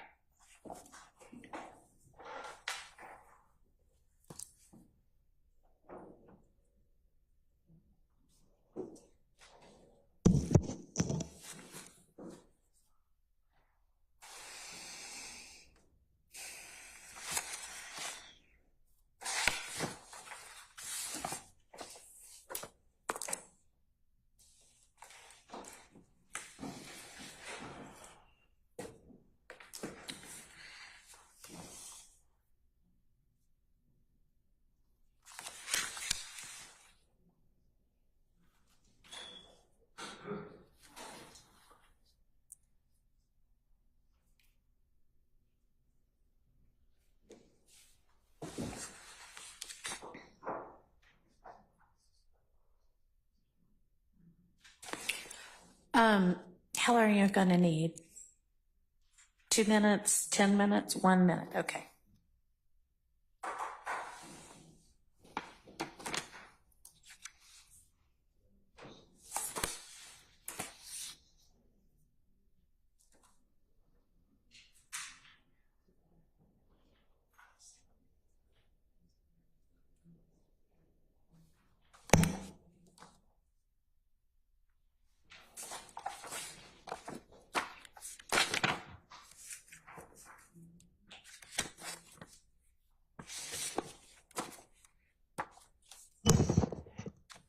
Your Honor, we're going to allow Mr. Atkins to stand up and give to the court the calls that we have identified within the wiretap that contain co-conspirator statements. Okay. One of the wiretaps. One of the wiretaps. One of the wiretaps. And Your Honor, this wiretap is it's a 6,000 page PDF where you can open up audio links. It has the date, the time. Okay. 90% of them have what they call reference numbers, where while they're watching the wiretap, they'll give it its own 4-digit identifier. Okay. Every now and then, the reference number will just say 0. I don't know why. So I think what makes the most sense for purposes of I wanted for the defense to know where this specific audio is. I'm going to give, for most of these, I have the reference number, the date, the time, and sometimes I also have the PDF page on that document. So that's how I'm going to reference it for all parties to speak off the same sheet of music. Okay. Give me a ballpark before you do that of how many there are. Yes, Your Honor. Let me count these up. Ballpark. 5, 20, 100. More, they will be closer to 50 to 100. Okay. So instead of standing there and reading them all, do you have them in writing? I do. What I can do is take, a lot of these have notes like next to them of things that stood out. And so what I can do is create a document that has the date, time, reference number. I would think that would be easier for everybody than making sure they write it all down correctly. Tell me this, what witness is this a wiretap of? So, Your Honor, there's 2 wiretaps. The specific one I was going to start with is Demekion Garlington, who is a severed co-defendant. Right. Okay. And I believe almost the entirety of these wiretaps will come in through Detective Viverito, a Atlanta Police Department gang detective, who I think is probably ballpark 50 plus witnesses down the road. Okay. For this particular portion. Okay. All right. So there are going to be a series of alleged co-conspirator statements that are in the wiretap of Garlington. I think I would imagine that the state could speak to me right now about what it is that you will use to establish that Garlington is a co-conspirator. You, Mr. Atkins, will put together the list of all of the details, and you will email that to all of the defense attorneys and the court today. Yes, Your Honor. And we can maybe do the litigation of that, maybe that week in August. So I will need at least the portion of the statements that is at issue as well. Yes, Your Honor. Okay, so that is one set of co-conspirator statements. You mentioned another wiretap of someone else. Correct. Of Mr. Sumlin, And who is also, he has pled guilty, but he was one of the 28 indicted defendants in this So case. you've done your proffer for that one. That one will be easy if he pled guilty. Yes, Your Honor. Yes, Your Honor. All right, Sumlin. And you can do the same for him. Correct. Okay, And perfect. he has less, it's hard for me to ballpark the number. That's for fine. him, I but just was like, if it's 2, you can read them out. But if it's some huge chain, then it's easier to just give them in writing. Yes, Your Honor. Okay. All right. So that is 2 further potential co-conspirators who have statements we will need to litigate. Whom else? Your Honor, we have an additional co-conspirator statement from Mr. Copeland, a jail call. Okay. That's a part of the 5, Jail calls. about a portion of the 5 jail calls. All right. Hang on. Is that a surprise to anybody? Do I need to do a back and forth about whether it's fair for that to come in?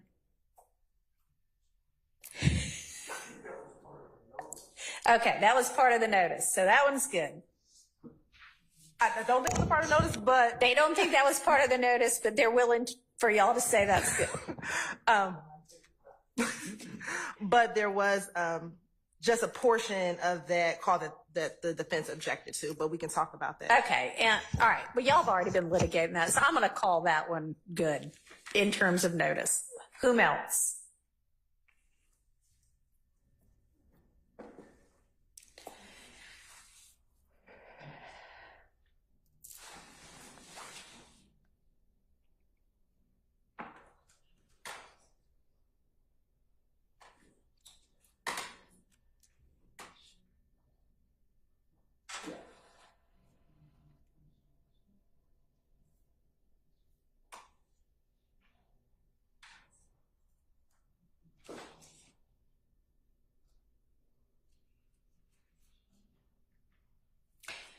All right, question. So I'm looking at this November 2023 notice, and at this stage, when it was filed, they're talking about witness A. Y'all all know who is referred to in each of those at this point? Okay.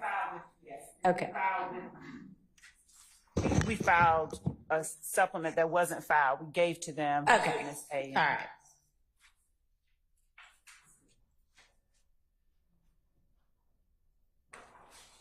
All right.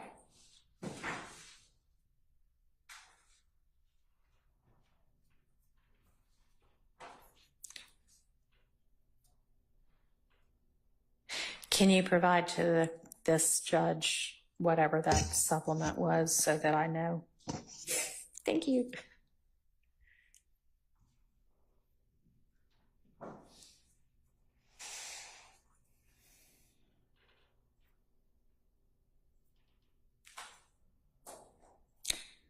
Do y'all, deputies, you know whether lunch is here yet for the, okay, why don't we break for lunch? Be back at, how long, practically speaking, do y'all actually need to get everybody fed and restroom breaks and back? Hour and 15? Okay, let's break until 1:15. That's a quick question. Yep. Finding a statute on recusal that says you're not allowed to say the truth of what happened to the judge. I can't find that. Okay. I'll look for that. I'll look for that. During lunch. That I referenced where it said that you can't use. Okay. Matter of. That'll be great. Thank you. All right, we're in recess. Let's say till 1:20 since we've already eaten up like 5 minutes.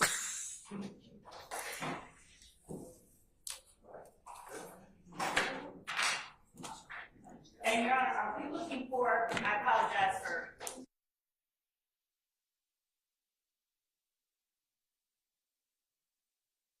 All of them, when the court had asked me earlier, whether in all of the jail calls, all of the wiretaps, all of the recordings.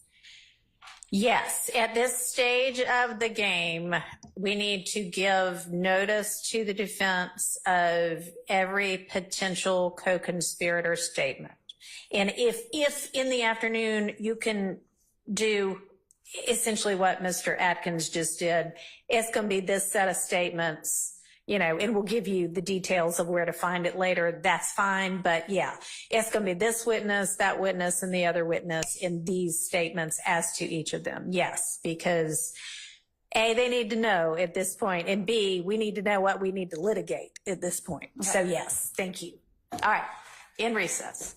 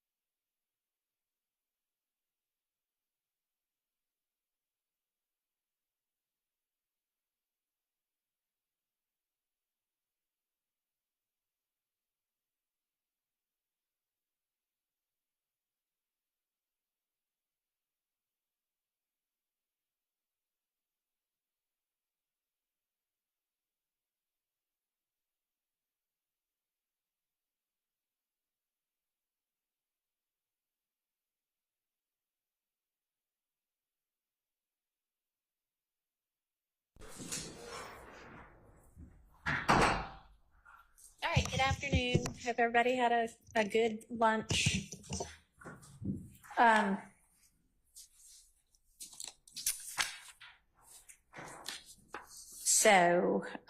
What were we able to sort out with regard to other potential co-conspirator statements? Identifying those.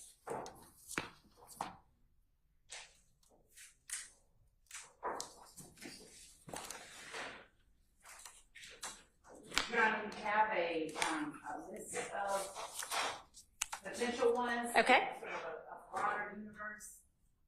And I'd like to narrow them down before handing them over. Some of them we have reviewed and they have statements about drugs that we may not want to introduce. So there's a large volume of, for instance, calls that have certain commentary in them. Okay. So you can identify the statements and you're saying that it may be less than the full statement and you can further narrow that, but you at least at this point have the person and their statements. Yes. Okay. Up to a point, yes. Okay. Up to what? You can go ahead and continue to explain. So, and that's the way it is with a number of the jail calls and the calls from the wiretaps that we have reviewed so Okay. far. Okay. We have, there are some that are left unreviewed, but the ones that we reviewed. Okay. And for the ones that are left unreviewed, can you identify, here's the person and here's their universe of statements? We just can't tell you what portions yet. Do you understand what I'm asking? I think I do, and I don't think that you can. When you said, if you could just clarify. Okay, so why don't you do what you can right now, and then I'll ask you the rest of it. So as to what you have prepared, let's go ahead and share that. Okay, so this is much in the way that Mr. Atkins was a list of Right. 54 calls. Okay. It's similar.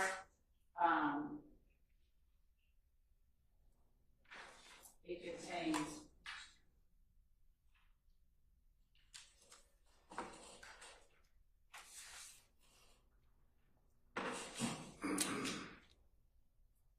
You don't have to count the number. You can just go ahead and give them the notice.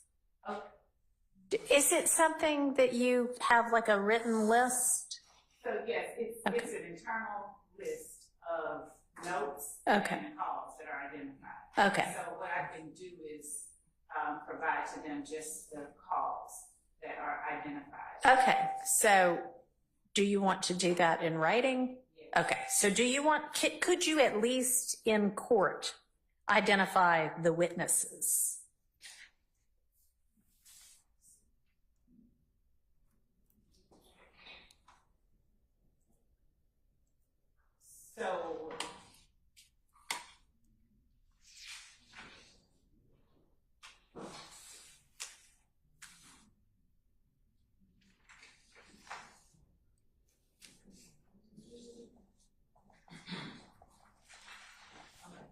So when you say the witnesses, you mean who we're going to be introducing through? No, that's not what I mean. I mean, who is the alleged co-conspirator whose statement you think you're going to use? And if you have the witness you're going to use, I get it in through, that's great too. But we're looking for co-conspirator statements. So we need to know the ID of the co-conspirator.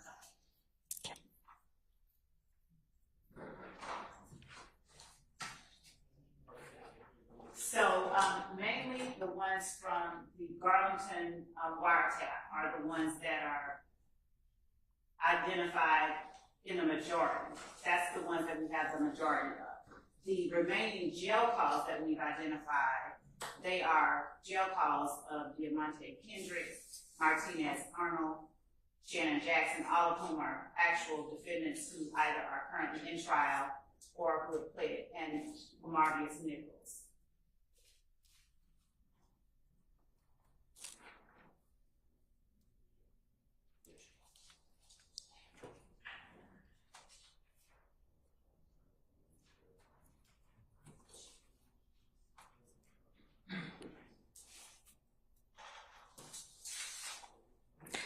I'm sorry, I didn't, number one, I didn't hear that. Sorry, I just couldn't Okay. hear it. And number, my original objection was. Is your mic on? My original objection was too little, too late. In other words, I understand. Okay, I'm just so- trying to sort out what there even potentially is at this point, and then, which is harder than it should be. And then I will hear why it hasn't been shared before and why it should now be permitted regardless. thank you. Thank you.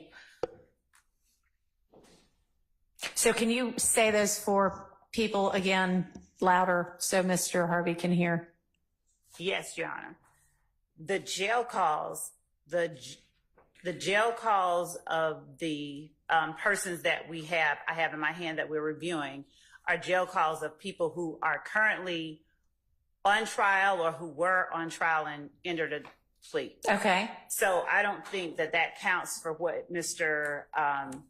Harvey is talking about in terms of co-conspirator statements. In other words, for instance, I have Mr. Kendricks, Mr. Stillwell, Mr. Nichols, jail calls that we had under review by the team who was working on that. And that we've identified calls from that we intended to use. If I may respond to that, if it's Mr. Nichols' phone calls, the kid has been in jail for a couple of years, number one. Number two, those are his statements. I'm entitled to those under the discovery statute. And if they're just looking at them now, 2 years later, you should, without any question at all, exclude those. I mean, this is, Okay. come on, 2 years later. It is my understanding that everything that my understanding based on your representation to me earlier today in court, that everything that you intend to use as a co-conspirator statement has been provided to the defense in discovery. Is that correct? Correct. Okay.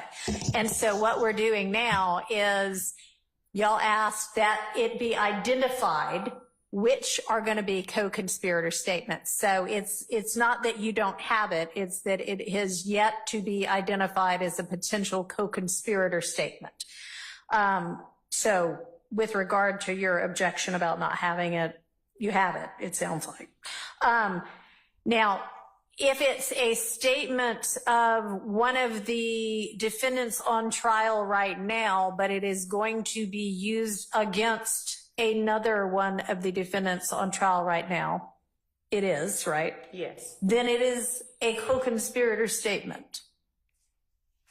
So, Mr. Nichols, Mr. Kendrick, Mr. Stillwell, you also said Mr. Arnold and Mr. Jackson.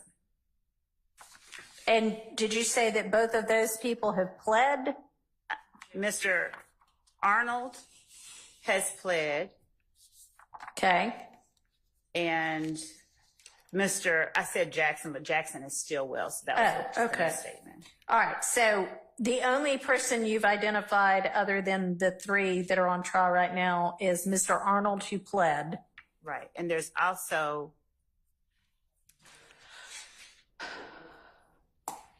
Nichols, Kendrick, Stillwell. And I have a jail call from Quindarius Zachary. Okay. We've identified.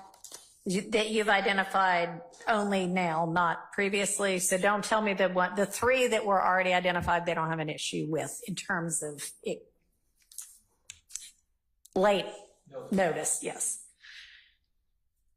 So was Zachary one of the people that had been identified in that November 2023 notice? Because the notice I have says person A, person B, so I don't know who they are. Right. So not the jail call, the statements that he has made, but not the jail call.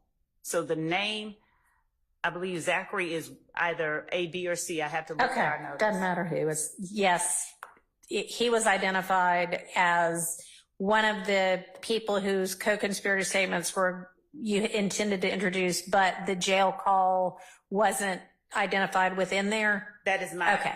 Is the jail call subsequent to the time that you provided the notice? No, the jail call date is 2015. It's in 2015. Okay. So is there a reason you didn't include the jail call in the notice that you provided? When we were preparing the notice, our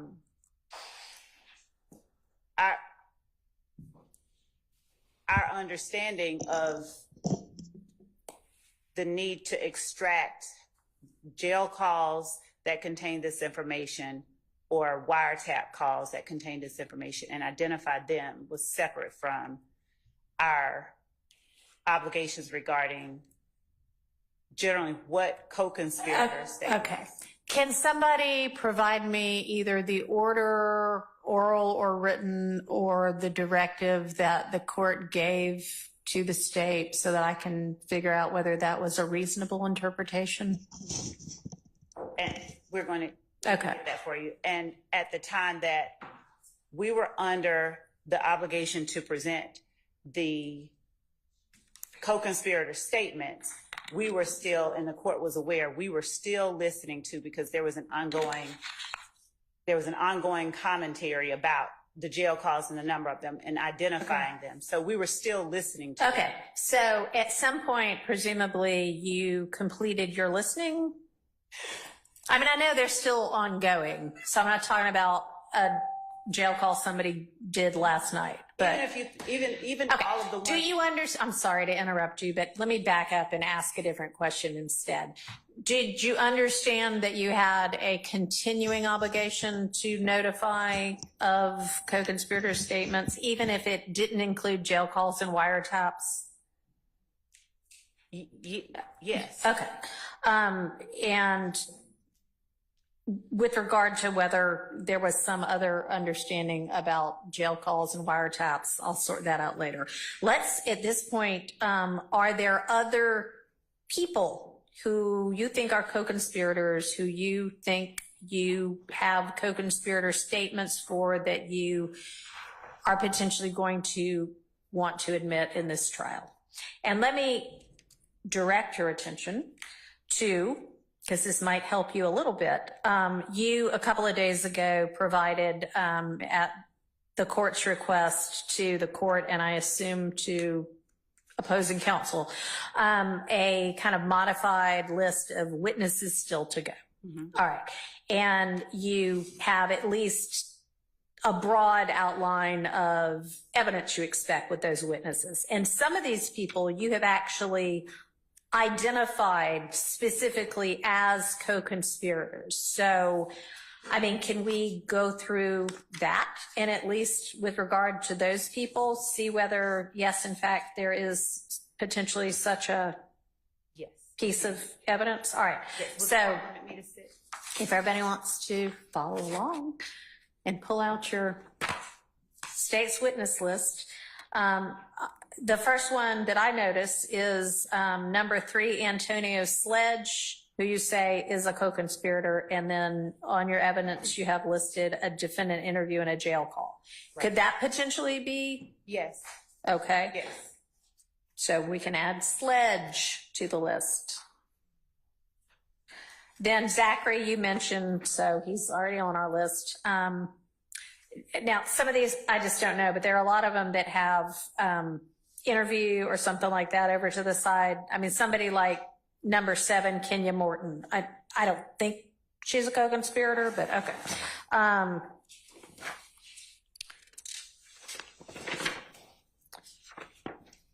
And then Arnold, who's number 27, you mentioned. How about number 35, Wooney Lee, who you have labeled as a co-conspirator? He is. Okay, and are there potentially co-conspirator statements from him?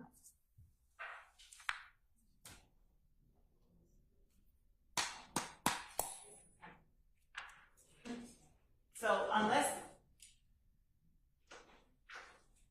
what we have of Wooney Lee consists of social media evidence. So arguably, if that could be considered co-conspirator statement. Better to say yes, I think so, and it not be than the other way around at this point. I think it was 35.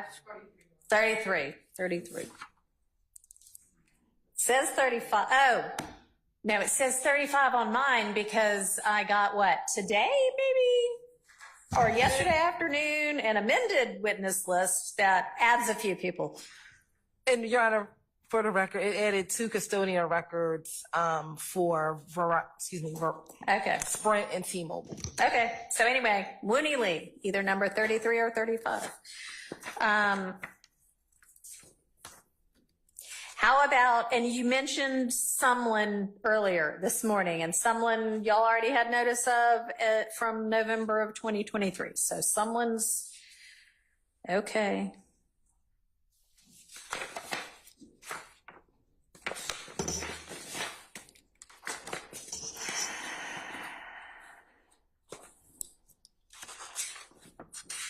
I mean, that may be it in terms of, in my review over lunch, what I noticed to be pretty obvious ones. Are there other ones?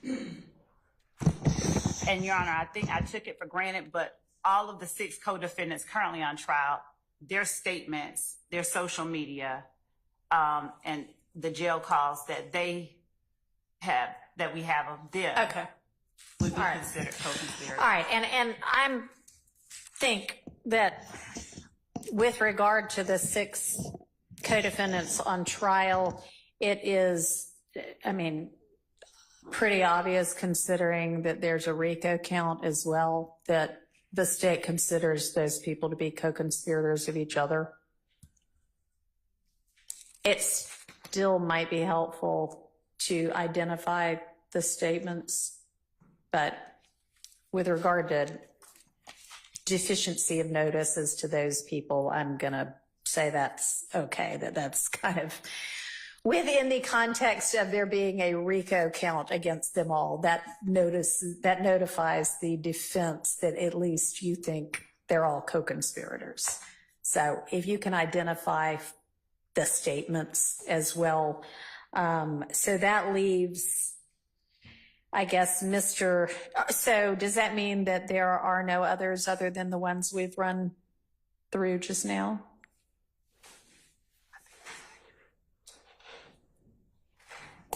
I want to say that that is accurate. I want to be accurate before I say that that is accurate. So while she's making sure she's being accurate now, somebody else can tell me, so on the notice that is from November of 2023, the two people who are they? Zachary and Sumlin, the people that are identified as like person A and person B? Everybody seems to know except me at this point.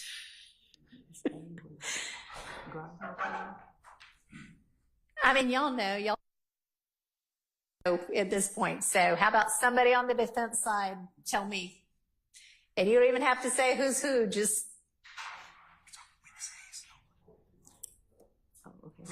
Mr. Weinstein, you're looking at me like, I know, but. This seems like a job for Max Sharp. Apparently it is, because here he comes.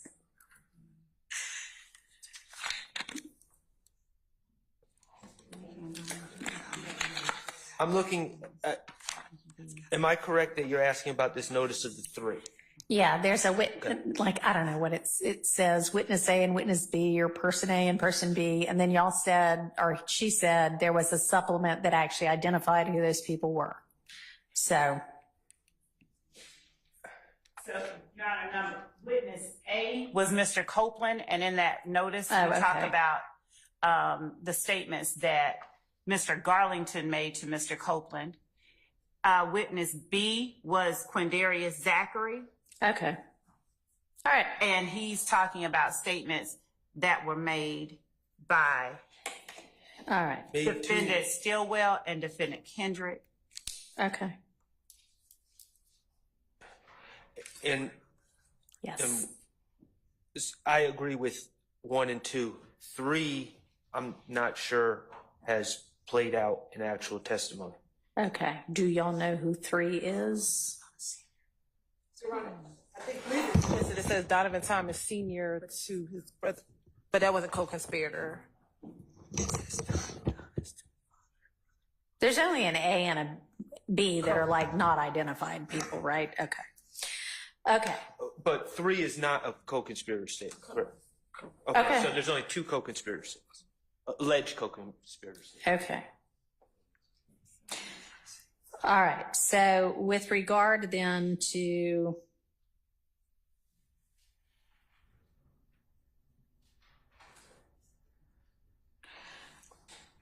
Damone Blaylock, Your Honor, there are statements that are made, well, there's social media that we have identified. Damone Blaylock is a defendant in this case who's been severed. Severed. Okay. He, social media from the incident listed on the indictment that he was already tried for with one of the other defendants currently on trial. Okay. And Lee is also a severed co-defendant, right? Lee, yes. Okay. How about Sledge? Sledge is a co-defendant that already pled guilty. Okay. All right. Yes. You might want to know Mr. Lee, he resolved this case. Okay. But I mean, he was at one point part of this indictment, the big indictment. Okay. All right. So then really for everybody that was a part of this indictment, everybody was charged under the RICO count, right? Yes. Okay, so it will come as no surprise that the state thinks they are co-conspirators because the state literally alleged that in the indictment. So at this point, there is an objection that they don't have notification of what the statements are. And we are several months in.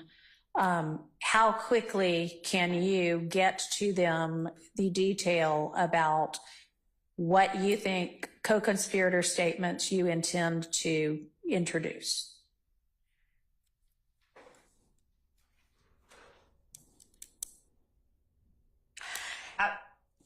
Go ahead.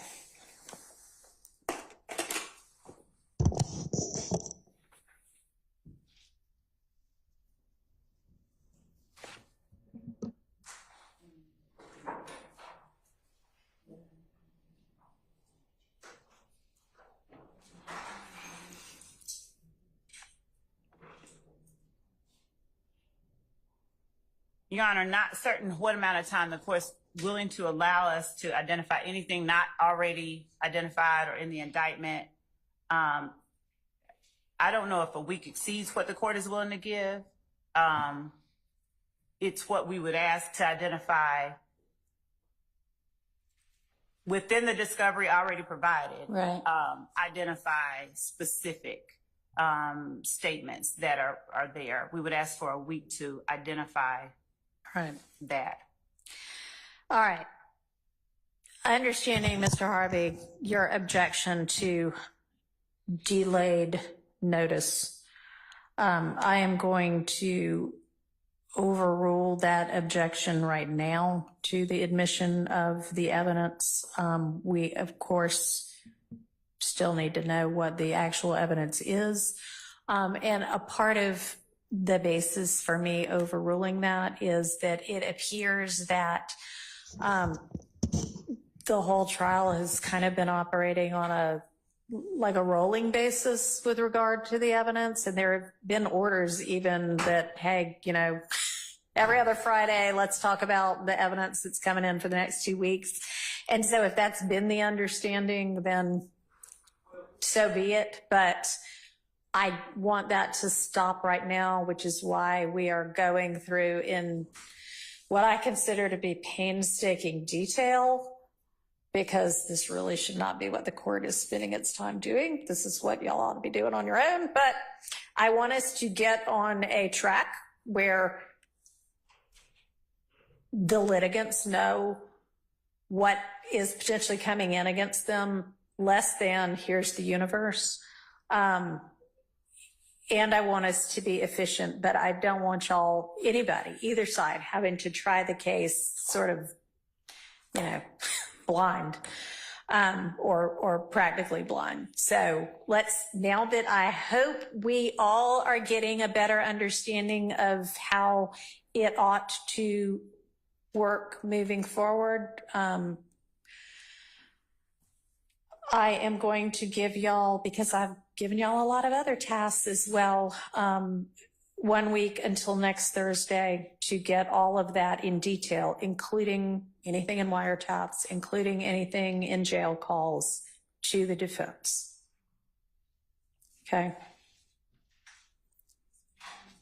You look like you want to say something, Mr. Steele. Okay. All right, you're welcome.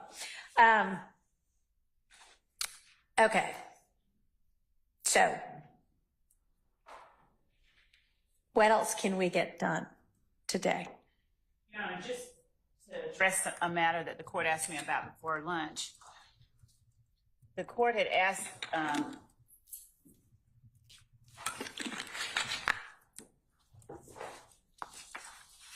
when I represented that my understanding, if I'm not mistaken, was that the matter of disqualification of a judge was not competent evidence to be used in the trial. I think I said Yes. something akin to that. Yeah, and you said you had some kind of law that Yeah, you could provide to us. What Yes. what I referred to was Georgia Uniform Superior Court Rule 25.6, and my understanding of it. Okay. If it's different than the courts, then that's not unusual. But the last two lines of the rules say that if a motion to recuse is sustained, the selection of another judge to hear the case shall follow the same procedure as established in Rule 25.4. Any determination of disqualification shall not be competent evidence in any other case or proceedings. So the way that I understood that, and of course that rule is, cited in other cases, for instance, not for the proposition that the disqualification is not competent evidence. It's just cited in a block cite in Evans versus Williams, 341 Georgia App 226. But that's my understanding. If my understanding is not in line with what the court's understanding is, we would have other arguments against the idea that somehow the recusal of the former trial judge is competent evidence and in some way relevant to whether or not the defendants did or did not do what they are alleged to have done. Well, it's not relevant evidence as to whether the defendants did or did not do what they're alleged to have done. It cannot in any way be evidence of that. I mean, I was as to relevance. That was why I was saying. All right. So relevance will be a separate issue from whether it is, and I can already anticipate the argument because I would make this argument. What you just read says any other case or proceedings. What does that mean for the case that it happens in? So I think we probably need a little bit more research. And that is what I sought to do over the lunch hour, but I did not find any Georgia case law that elaborated on that. I didn't find any case law that elaborated on that. And so that was, all right. That was where I stood. Okay. Well, thanks for letting us know what it is you were referencing, and I'm not sure if it actually answers our question or not. And it might not need to, because the relevance issue may be what answers that question, because we cannot, well, and it may be that, I don't know, I will entertain whatever y'all want to submit on that. Either competency-wise or relevance-wise, although I think I pretty fully understand the defense argument on it. But, okay, thank you. So,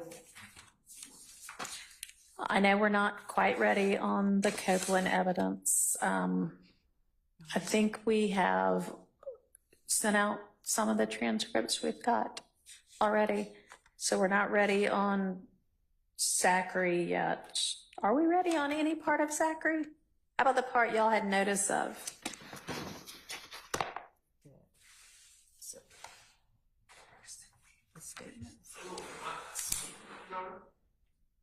Yeah. I'm a little confused. It's not even showing that I have a message, but okay. So that's a problem. Yes.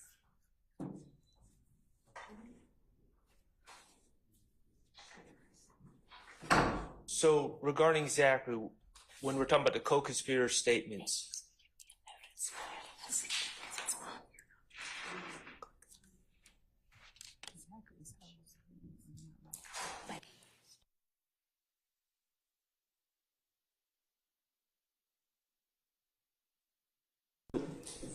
we've been talking about Mr. Quindarius Zachary in different kind of contexts here.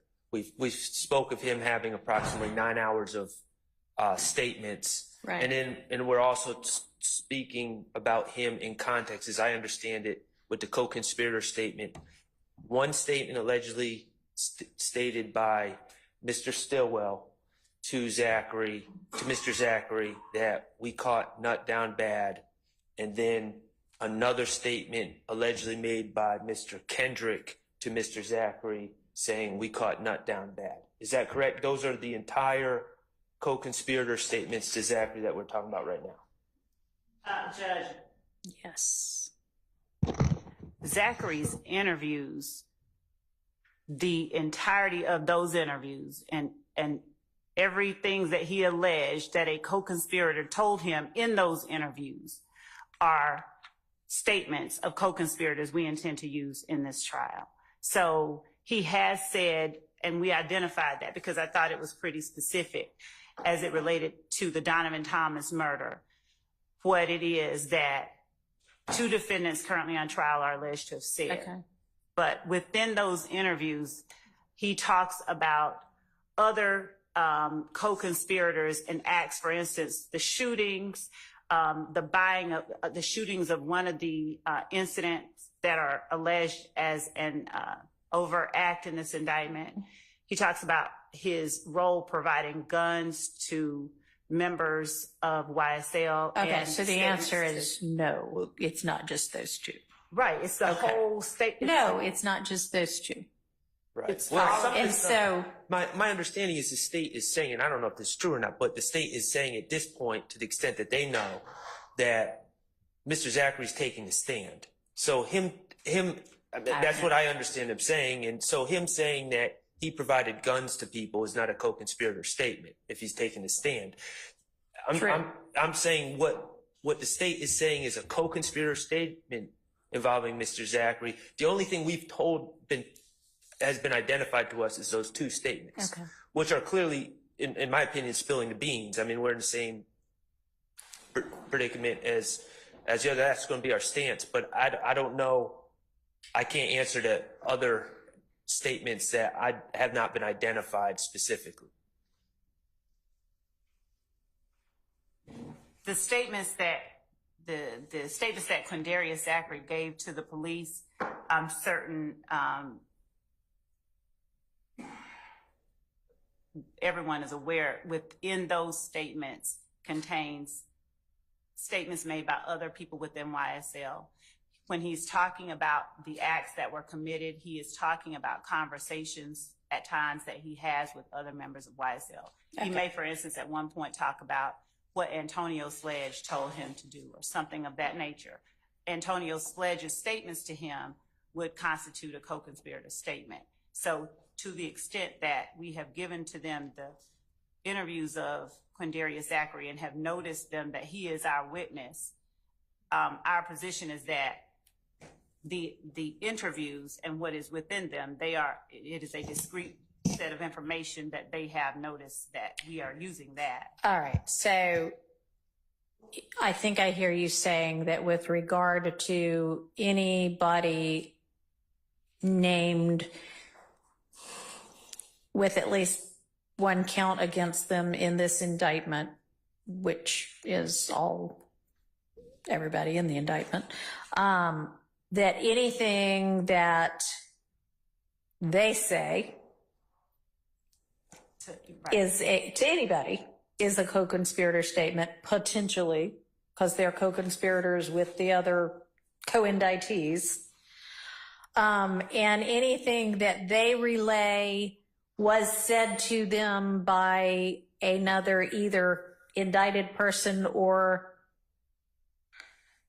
person who has admitted in judicio to being a member of this gang is also a co-conspirator statement, and that the defense is basically on notice of that anyway? If it is contained within an interview that we have given to them, okay. Yes. If it is a statement that is made to someone alleged to be YSL, yes. If it is a statement not just alleged to be YSL. I mean, if you're saying they've got automatic notice of this, they need to, it needs to be more than somebody's alleged to be YSL for them to, if you're saying, hey, my notice already based on this indictment and me giving these statements over is sufficient notice. The only reason I said alleged is that the people here have not, we're on trial. So Right, but they're co-indictees. Yes. So I was talking about people other than the co-indictees. Yes, I see what you're saying. Yes, any statement, yes. To answer the court's question earlier, then yes. To the extent that we have given them that interview, yes. All right, and so are you seeking to say, and maybe this is where Mr. Shard is asking for some clarification, that for all of those people, which is essentially everybody we talked about, that the most detail you're going to give them is you have their statements? No. Or are you going to break it down further within the next week? We will break it down further, but there are only, I think, the people who've pled, and Quindarius Zachary and Kenneth Copeland, who were not indicted, that Okay. fall up under that umbrella. Does that answer at all your question? Can I explain how it really doesn't, and it's kind of to move from the theoretical, Yep. the theoretical to the reality. Yep. The reality is these statements. For instance, Mr. Zachary gives a proffer. There's like 4 district attorneys and probably 4 investigators in the room with Mr. Zachary and his attorney. The district attorney, it's really the investigators are just peppering him. Well, tell us about the Lil Wayne bus shooting, or tell us about the shooting on, someone's house. Mm-hmm. And to the extent that, now I get it if Mr. Zachary's saying he was there for a certain event, but there's discussion of a lot of it. The shooting of the convenience store on Cleveland, I'm just making this up, Yeah, Cleveland sure. Avenue. And I'm just going to use my client's name because he knows I don't mean anything by this. Well, yeah, I think Shannon did that. I think Shannon did that, and that's my understanding. And there's no real. These aren't lawyers asking the question, and there's no indication of what he's basing it on, who told him, who he's saying told him, Right. So and you everything need else. to know in more detail. Who Is the the source state, is. well, is the state planning to use, I think Shannon did that. Right. Is that And what you want to know, so that we can then drill down on, is there any basis for that coming in? Right. I need that to what know you mean? what the statement is. If the state knows, now obviously if the statement says, Mr. Huey told me this, then I understand that Yeah, he's saying the okay. source is Mr. Okay. Huey, but there's just so much information that's just Okay. like being thrown out Okay. with no declarant, no identified declarant. Sure. Okay. So first things first is you identify within the next week what parts of each statement you intend to use, because it may be that you are not going to use, I think Shannon did it. And so if that's the case, we won't worry about it any further. So identify them. And if you can also, before the end of the week, before a week's time is out, identify the source. If it's not readily apparent, do that as well, but at least get them each statement. And so we'll go from there. Okay. All right. So what else do we need to think about? Because I mean, and I hope we can actually go through more evidence, but all of what we're doing right now is productive, even though we're not hashing out the details. We're at least winnowing, narrowing, which is good. So I don't have an agenda anymore. My agenda got hijacked. What else can we do that's productive today? Anybody have any ideas? Mr. Steele. Okay.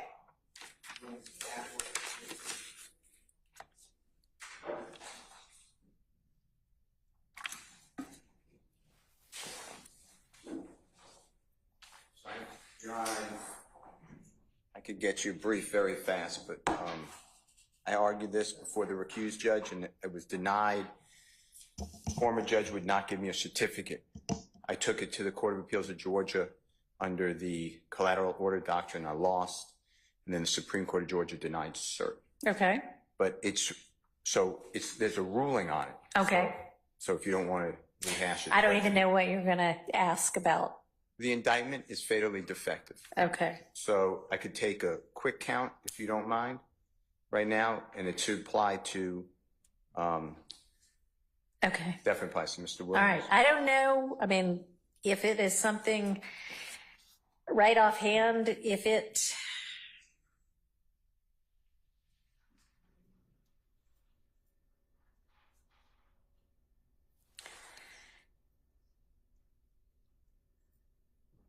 Go ahead. Okay, well, it's a general demur. I was going to do it again at appropriate time, but since you asked. Since we don't have anything else to do right now. Okay. So in count 56. You know what? Let me grab my copy of the indictment. Okay, count 56. I'll get you the page. Be a minute.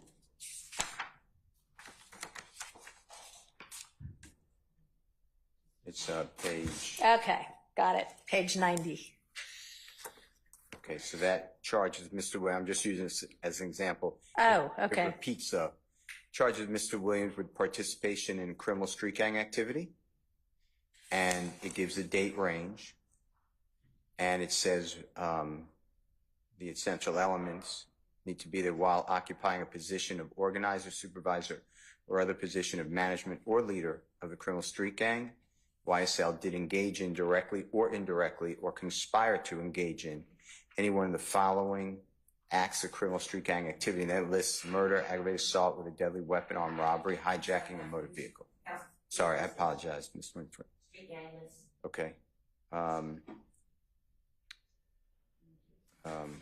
Participation in criminal street gang activity for that said accused in the county of Fulton and state of Georgia on and between the 12th day of May 2018 and the 8th day of May 2022 while occupying a position of organizer, supervisor, or other position of management or leadership of the criminal street gang YSL, did engage in directly or indirectly or conspire to engage in any one of the following acts of criminal street gang activity of YSL, to wit, murder, aggravated assault with a deadly weapon, armed robbery, hijacking a motor vehicle, sale of marijuana, possession of marijuana with intent to distribute, theft by receiving a firearm and possession of a weapon by a convicted felon contrary to the law, the state, good order, peace, dignity thereof.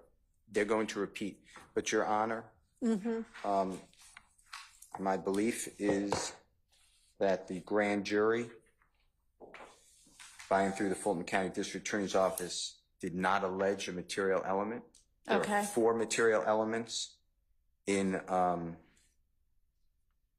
violation of criminal street gang activity. And there's going to be a jury instruction that the court, one day is going to give to the jurors. There is a jury instruction on this crime. I'm trying to get you the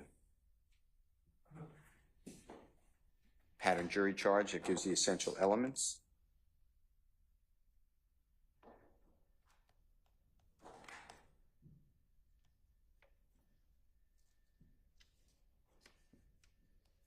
And that would be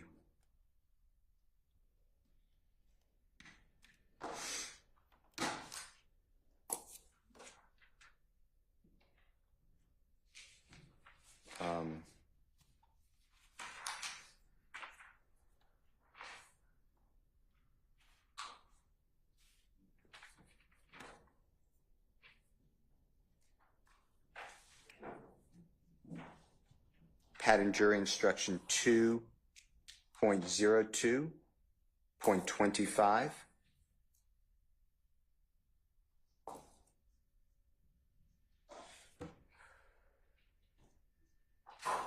And there's also case law that one of the essential elements is that the crime was committed to further the interests of the gang.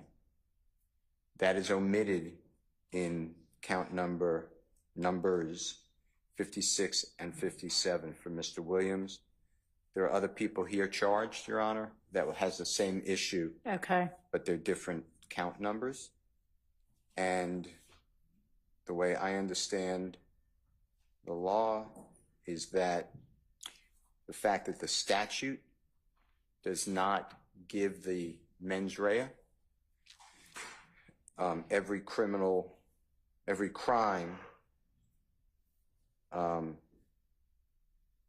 has to have the mens rea attached to it, and that when the legislature or Congress does not include the mens rea, the courts say that the omission from a criminal statute of any mention of criminal intent should not be read to dispense with that essential element. This rule of construction reflects the basic foundational principle that wrongdoing must be conscious to be criminal. And here, and that was, I'm sorry, under MORISSETT versus United States. That's 342 U.S. 246 at 252 1952. It's also explained in Elonis, ELONIS versus United States, 575 U.S. 723 at 734. It's a 2015 case in Division 2. I'm sorry, 575 U.S. 723. Okay. At 734. It's a 2015 case. Okay. It's in Division 2B.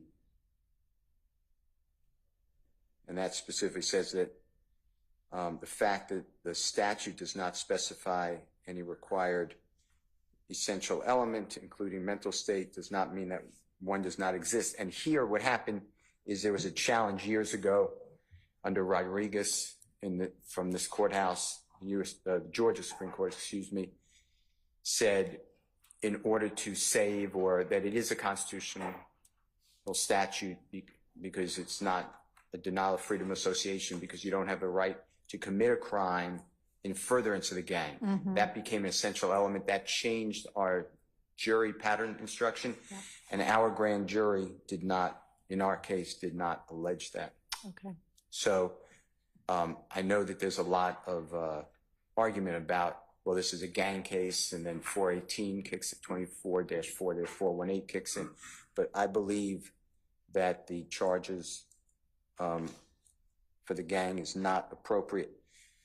I wrote. And did you say, I'm sorry, did you say that, what did you say the Court of Appeals did? They didn't take it up. They didn't take it up, okay. I didn't get under Dukes, D-U-K-E-S. I don't have, Judge Glanville denied a certificate. Oh, okay. They never I thought you sought, but you did not secure a certificate. So then you took that up under the collateral order rule and. They said it's not a collateral order. Okay. I needed a certificate. All right. So they gave you an opinion on the merits of, is this a collateral order thing you can take up? And okay. Then they dismissed the appeal. So there's no right. rule of the case. Okay. So that is, a couple of counts for Mr. Williams. He has 6. Then the conspiracy, which we're talking about. Okay, I'm sorry. So you said that with regard to counts 56 and 57, it is not alleged. I promise that. Okay. And are there other counts that are alleged against your client, Mr. Williams, where that is an issue? Yes, there's an essential element in count 1. Okay. Which is the RICO count. And I compared it, I just did it because, it's such a well-known case, to the Donald Trump indictment out of the same grand jury courthouse. Uh-huh. Nowhere in count 1 will you see that any of these individuals have been charged with joining the conspiracy knowingly and willfully. It is not in there. And that RICO conspiracy count starts, I think, at page 12, but hold on. All right, and so you're saying nowhere in, I'll read it, it's pages 1 through 68 of the indictment, but no, I'm sorry, 12 through 68. You're saying nowhere in that 50-something pages does it allege any of this was to further the interest of the gang? No. I'm saying that it's a different. No, that's not what you're saying, or no, it's not in there. I'm doing a different issue in that, in Okay. count one. Okay. Co-conspiracy. All right. The grand jurors charged that Mr. Williams and the others who were here, also the others who are not here, unlawfully conspired to acquire and maintain directly and indirectly an interest in and control of U.S. currency and other personal property through a pattern of racketeering activity in violation of OCGA 16-14-4A, as well as 4B, as well as B. But what happened there is, I went through it hard. There is no allegation by the grand jury that Mr. Williams or anybody knowingly and willfully joined the conspiracy. And under Cotman, which is C-O-T-M-A-N versus State, which is 342 Georgia Appeal, 569, it's in Division 2. Okay. The 2017 case. That is a teacher from the APS trial. It was also a RICO conspiracy case. The Court of Appeals of Georgia held that in order to commit a conspiracy under the RICO statute in Georgia requires proof of the material element that the accused knowingly and willfully joined the RICO conspiracy. That is also in MacArthur, which is MC-ARTHUR versus Beach, which is B-E-E-C-H. Haven, which is H-A-V-E-N Baptist, B-A-P-T-I-S-T Church of Athens. Your Honor, it's 368 Georgia Appeal, 525, it's in Division 3. 890 Southeast 2D, 427, that's a 2023 case. Cotman specifically wrote that under Georgia law, a person may be found guilty of the crime of RICO conspiracy if that person knowingly and willfully joined the conspiracy, which itself contained a common plan or purpose to commit two or more predicate acts. There's also Wiley, which is W-Y-L-I-E versus Denton, D-E-N-T-O-N, which is 323 Georgia Appeal, 161, it's in Division 1. It's a 2013 case where our second highest court wrote the material requirements needed for a conspiracy under the Georgia RICO statute is for the person to knowingly and willfully join said conspiracy. There's another case called Z, like in the Honorable Lawrence Zimmerman -space, S-P-A-C-E, comma, Inc. versus Dan Tanners, D-A-N-T-A-N-N-A apostrophe S, CNN Center, LLC, and that's at 349. Georgia Appeal 248. It's a 2019 case. And what I used also was, I just looked at Donald Trump's indictment. I was interested in it. He is not only the former president, but the other alleged co-conspirators. They are charged several times with knowingly and intentionally joining this conspiracy. And it's not here for Mr. Williams. And mens rea is a material element of the crime and must be alleged in the indictment.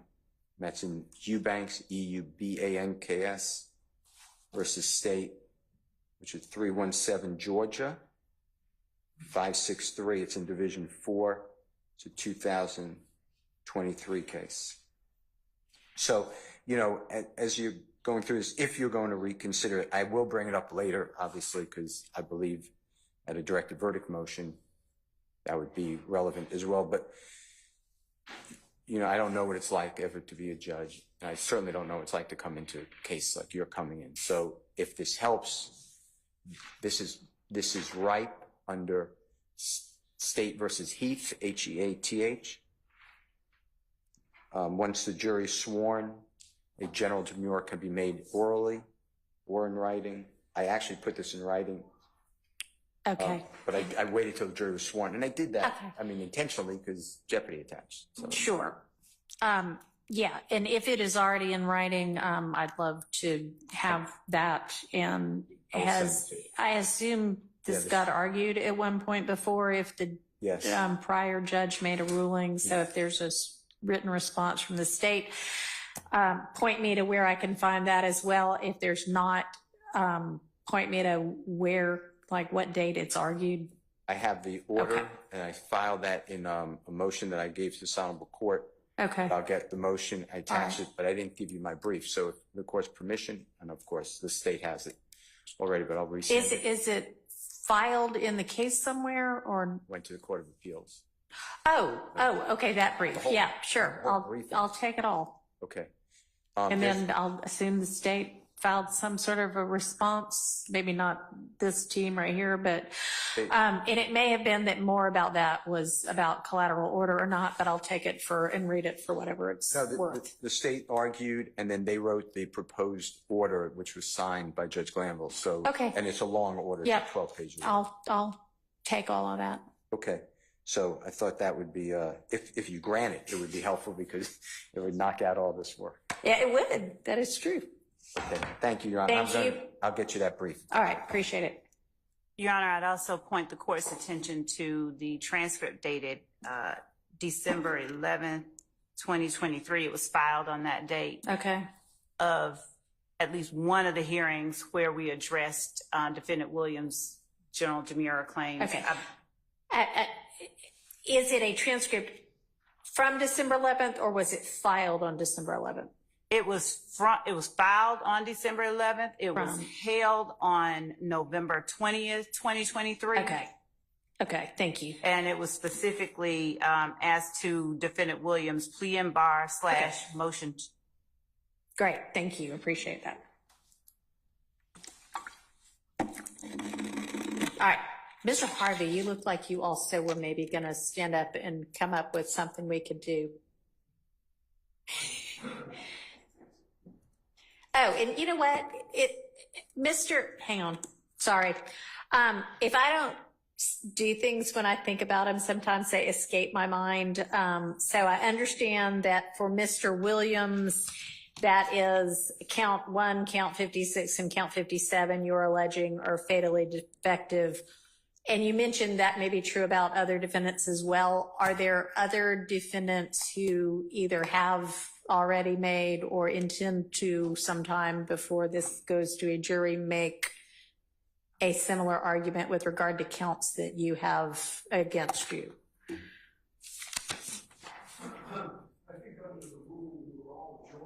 Oh, right. Yes, the Harvey rule. Thank you. Okay, but if you are all joining in, can you tell me, is this essentially true about every one of the gang counts that they're missing?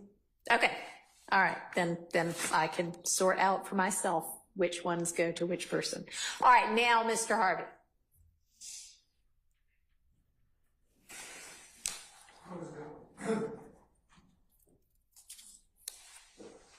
And this is more of an afterthought.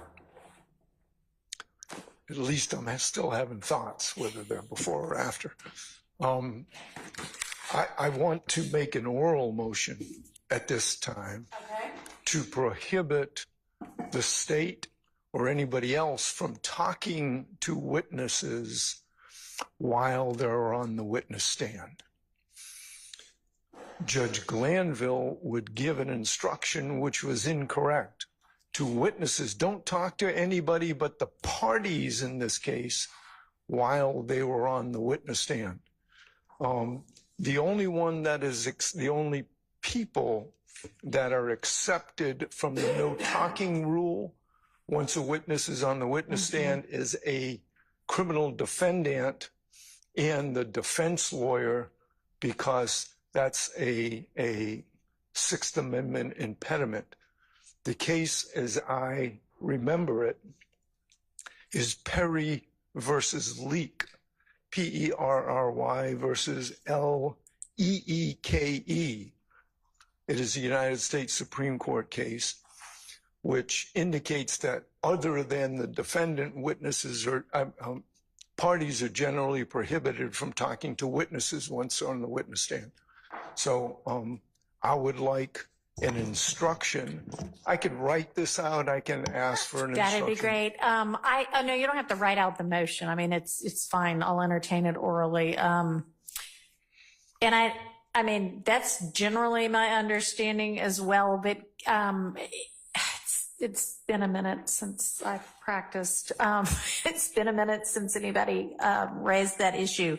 Is there some kind of an exception for like, I mean, I know like if you're on the stand and then we take a lunch break or a restroom break or something, that's one thing. Is there anything about like overnight that is different?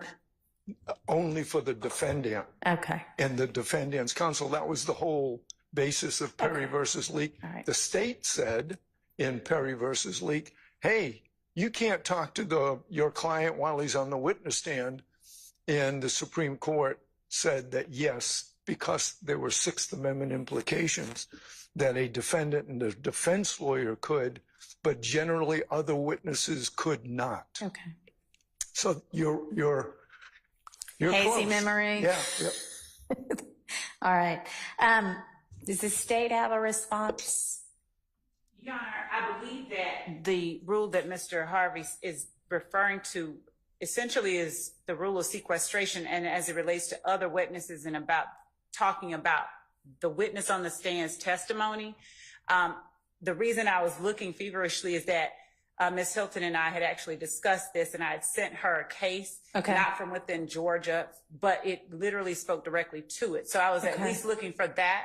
All right. Because I don't think that under the rule of sequestration that attorneys, I think that Judge Glanville had it right, attorneys are not prohibited from speaking to witnesses. But I want to make sure that we get the law. Let's make sure we get it right. So I'll submit whatever you want to submit on that as well.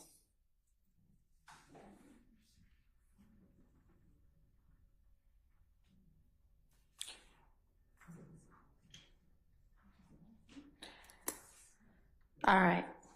Thank you all. We're going to take a recess right now if there's not anything we can do immediately. And we will be back at 3 on a Rule 22 matter. Y'all got that notice, right? That there was a new Rule 22 filed? Yes, sir. Okay. All right.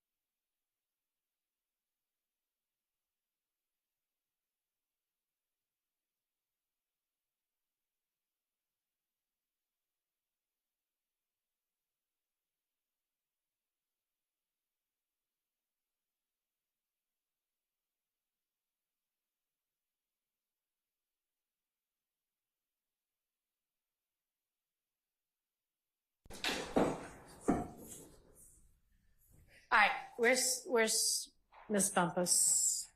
That's who filed the Rule 22. Good afternoon. All right, so you filed a Rule 22 at, what, 11:10 or so? That's fine. The night before last. So, and you had said that you wanted to start recording for yesterday. And honestly, I didn't even know you had filed it until we were finished with the court yesterday afternoon at 4 something, because it came in so late. And normally the Rule 22s go to our public information office, but I know about it now, and so I have provided notice to all of the parties, and I will listen now to or ask if there is objection from any of the parties or witnesses or victims to the Rule 22 filed by Ms. Bumpus.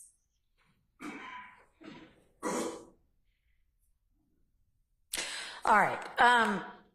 So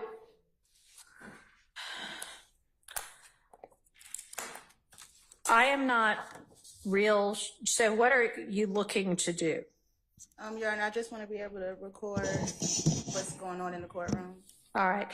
And you had already, I guess, yesterday live streamed from somebody else's live stream. What is that person's name? Miss Sylvia. Miss Sylvia? Yeah, she's sitting in the courtroom. Okay. All right. So there are an inordinate number of separate Rule 22s in this case anyway. I'm not really sure why everybody is not using the pooled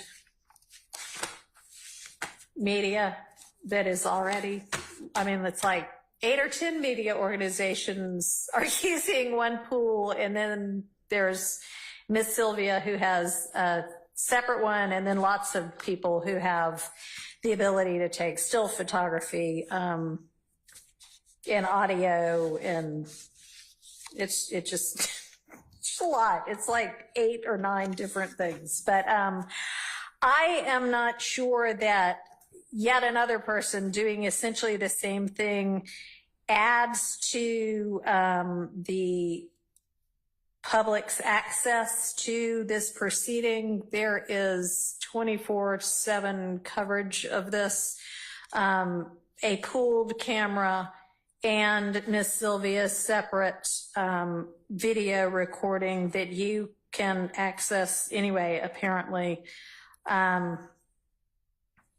So, I mean, if you want to be heard as to how that either increases the public's access or helps with the dignity of the court or the administration of justice or the truth-finding function of this proceeding, I'm willing to listen to what you have to say. Your Honor, I'll be brief. I just would like to say that at any point, these other people who are part of this pool, they have logos, and they can pull what I am streaming on my personal YouTube and do copyright issues. They have their own logo on there. And also, I don't always want everything that they are streaming. I don't need the full court hearing all the time. There are specific parts that I need to reference and informing the public of what's going on. And that's my point of being here. And I'm just trying to do everything right so that I can, pass the smell test. Okay, so with regard to, I mean, obviously you can let the public know anything you want to, and you can video blog, vlog, all you want to, any kind of opinion that you want to about the case. And you can obviously also sit here and watch all of the proceedings. Are you saying that you can't use somebody else's, like the news media coverage? It has their logo on it. At any time they can say it's copyrighted and take it from me. Okay. From my page. Have you asked anybody other than, is Miss Sylvia okay with you using her? Because honestly, it's a little bit disruptive to have essentially phones in court. I mean, it ought to be that unless you are somebody who has a Rule 22 already in effect, or you are an attorney in the case, you shouldn't have your phone out or on or anything. And it's kind of chaotic in this entire part of the courtroom. And I find it to be distracting. I find there to be security concerns with having to constantly figure out, okay, who's authorized to have their phone out, who is not. And so what I would like is, until there's some point when you find out that you're not able to use somebody else's, what they've already taped. I mean, I'm kind of saying, why don't you and Miss Sylvia be the second pool? Okay. Would that work? We'll try it out. Okay. So let's do that. Y'all are now the second pool. You will revisit it if I have an issue. Sure. Thank you, Judge. All right. Thanks. All right. Anything else we can do today? Or did I give everybody enough work that y'all can just go home and do your work? And y'all gave me plenty of work to do also. All right. So we are adjourned for the day. How about we see each other at 9 in the morning? Which doesn't mean when we get the jury back. If we get the jury back, I won't go back to 8:45. But let's see each other at 9 in the morning, and let's be ready to actually work on some actual evidence, okay? All right.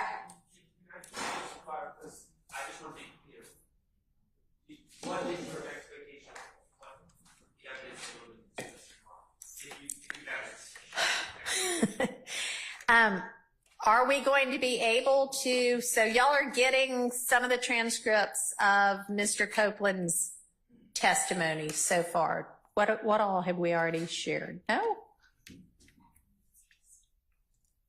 We don't have any of his testimony? I thought we had at least the 11th. When are we getting that? By the end of the day?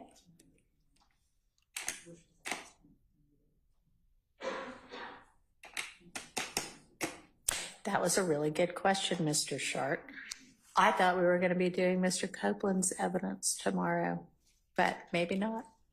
Did we ever get an answer, Judge, as to whether or not we have the transcripts from the 10th? I know that Ms. Weaver indicated, excuse my seat, Ms. Weaver indicated that she was working on the one for the 11th. She might have it by the end of today is what I heard earlier. But you asked whether we actually had the 10th, and I didn't hear the answer to that.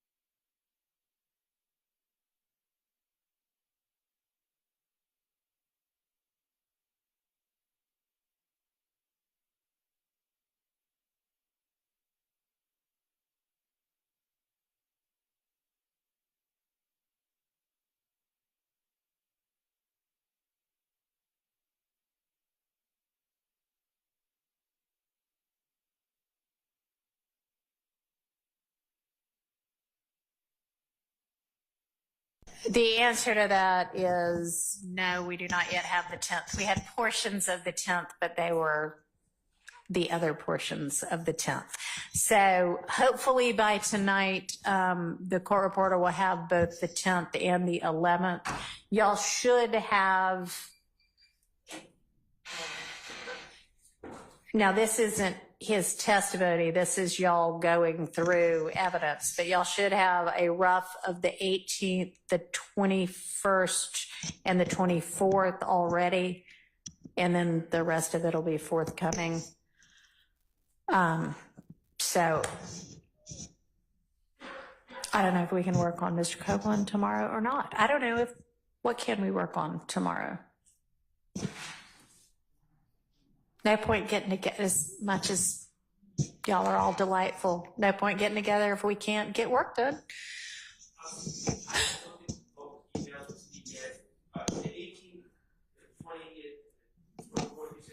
The 18th, the 21st, and the 24th.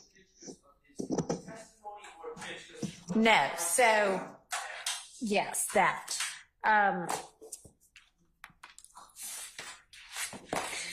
So he testified on the 10th, the 11th, and the 12th, and well, wow, okay. He testified the 10th through the 17th. And then y'all took up matters about the evidence surrounding him the 18th through the 26th.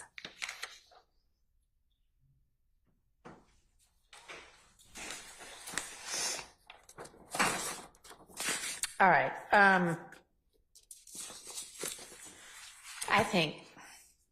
I think tomorrow might be more productively spent with everybody working on the things they need to work on. Tomorrow is Thursday, so let's get back together on Friday at 8:45. Okay. See everybody then.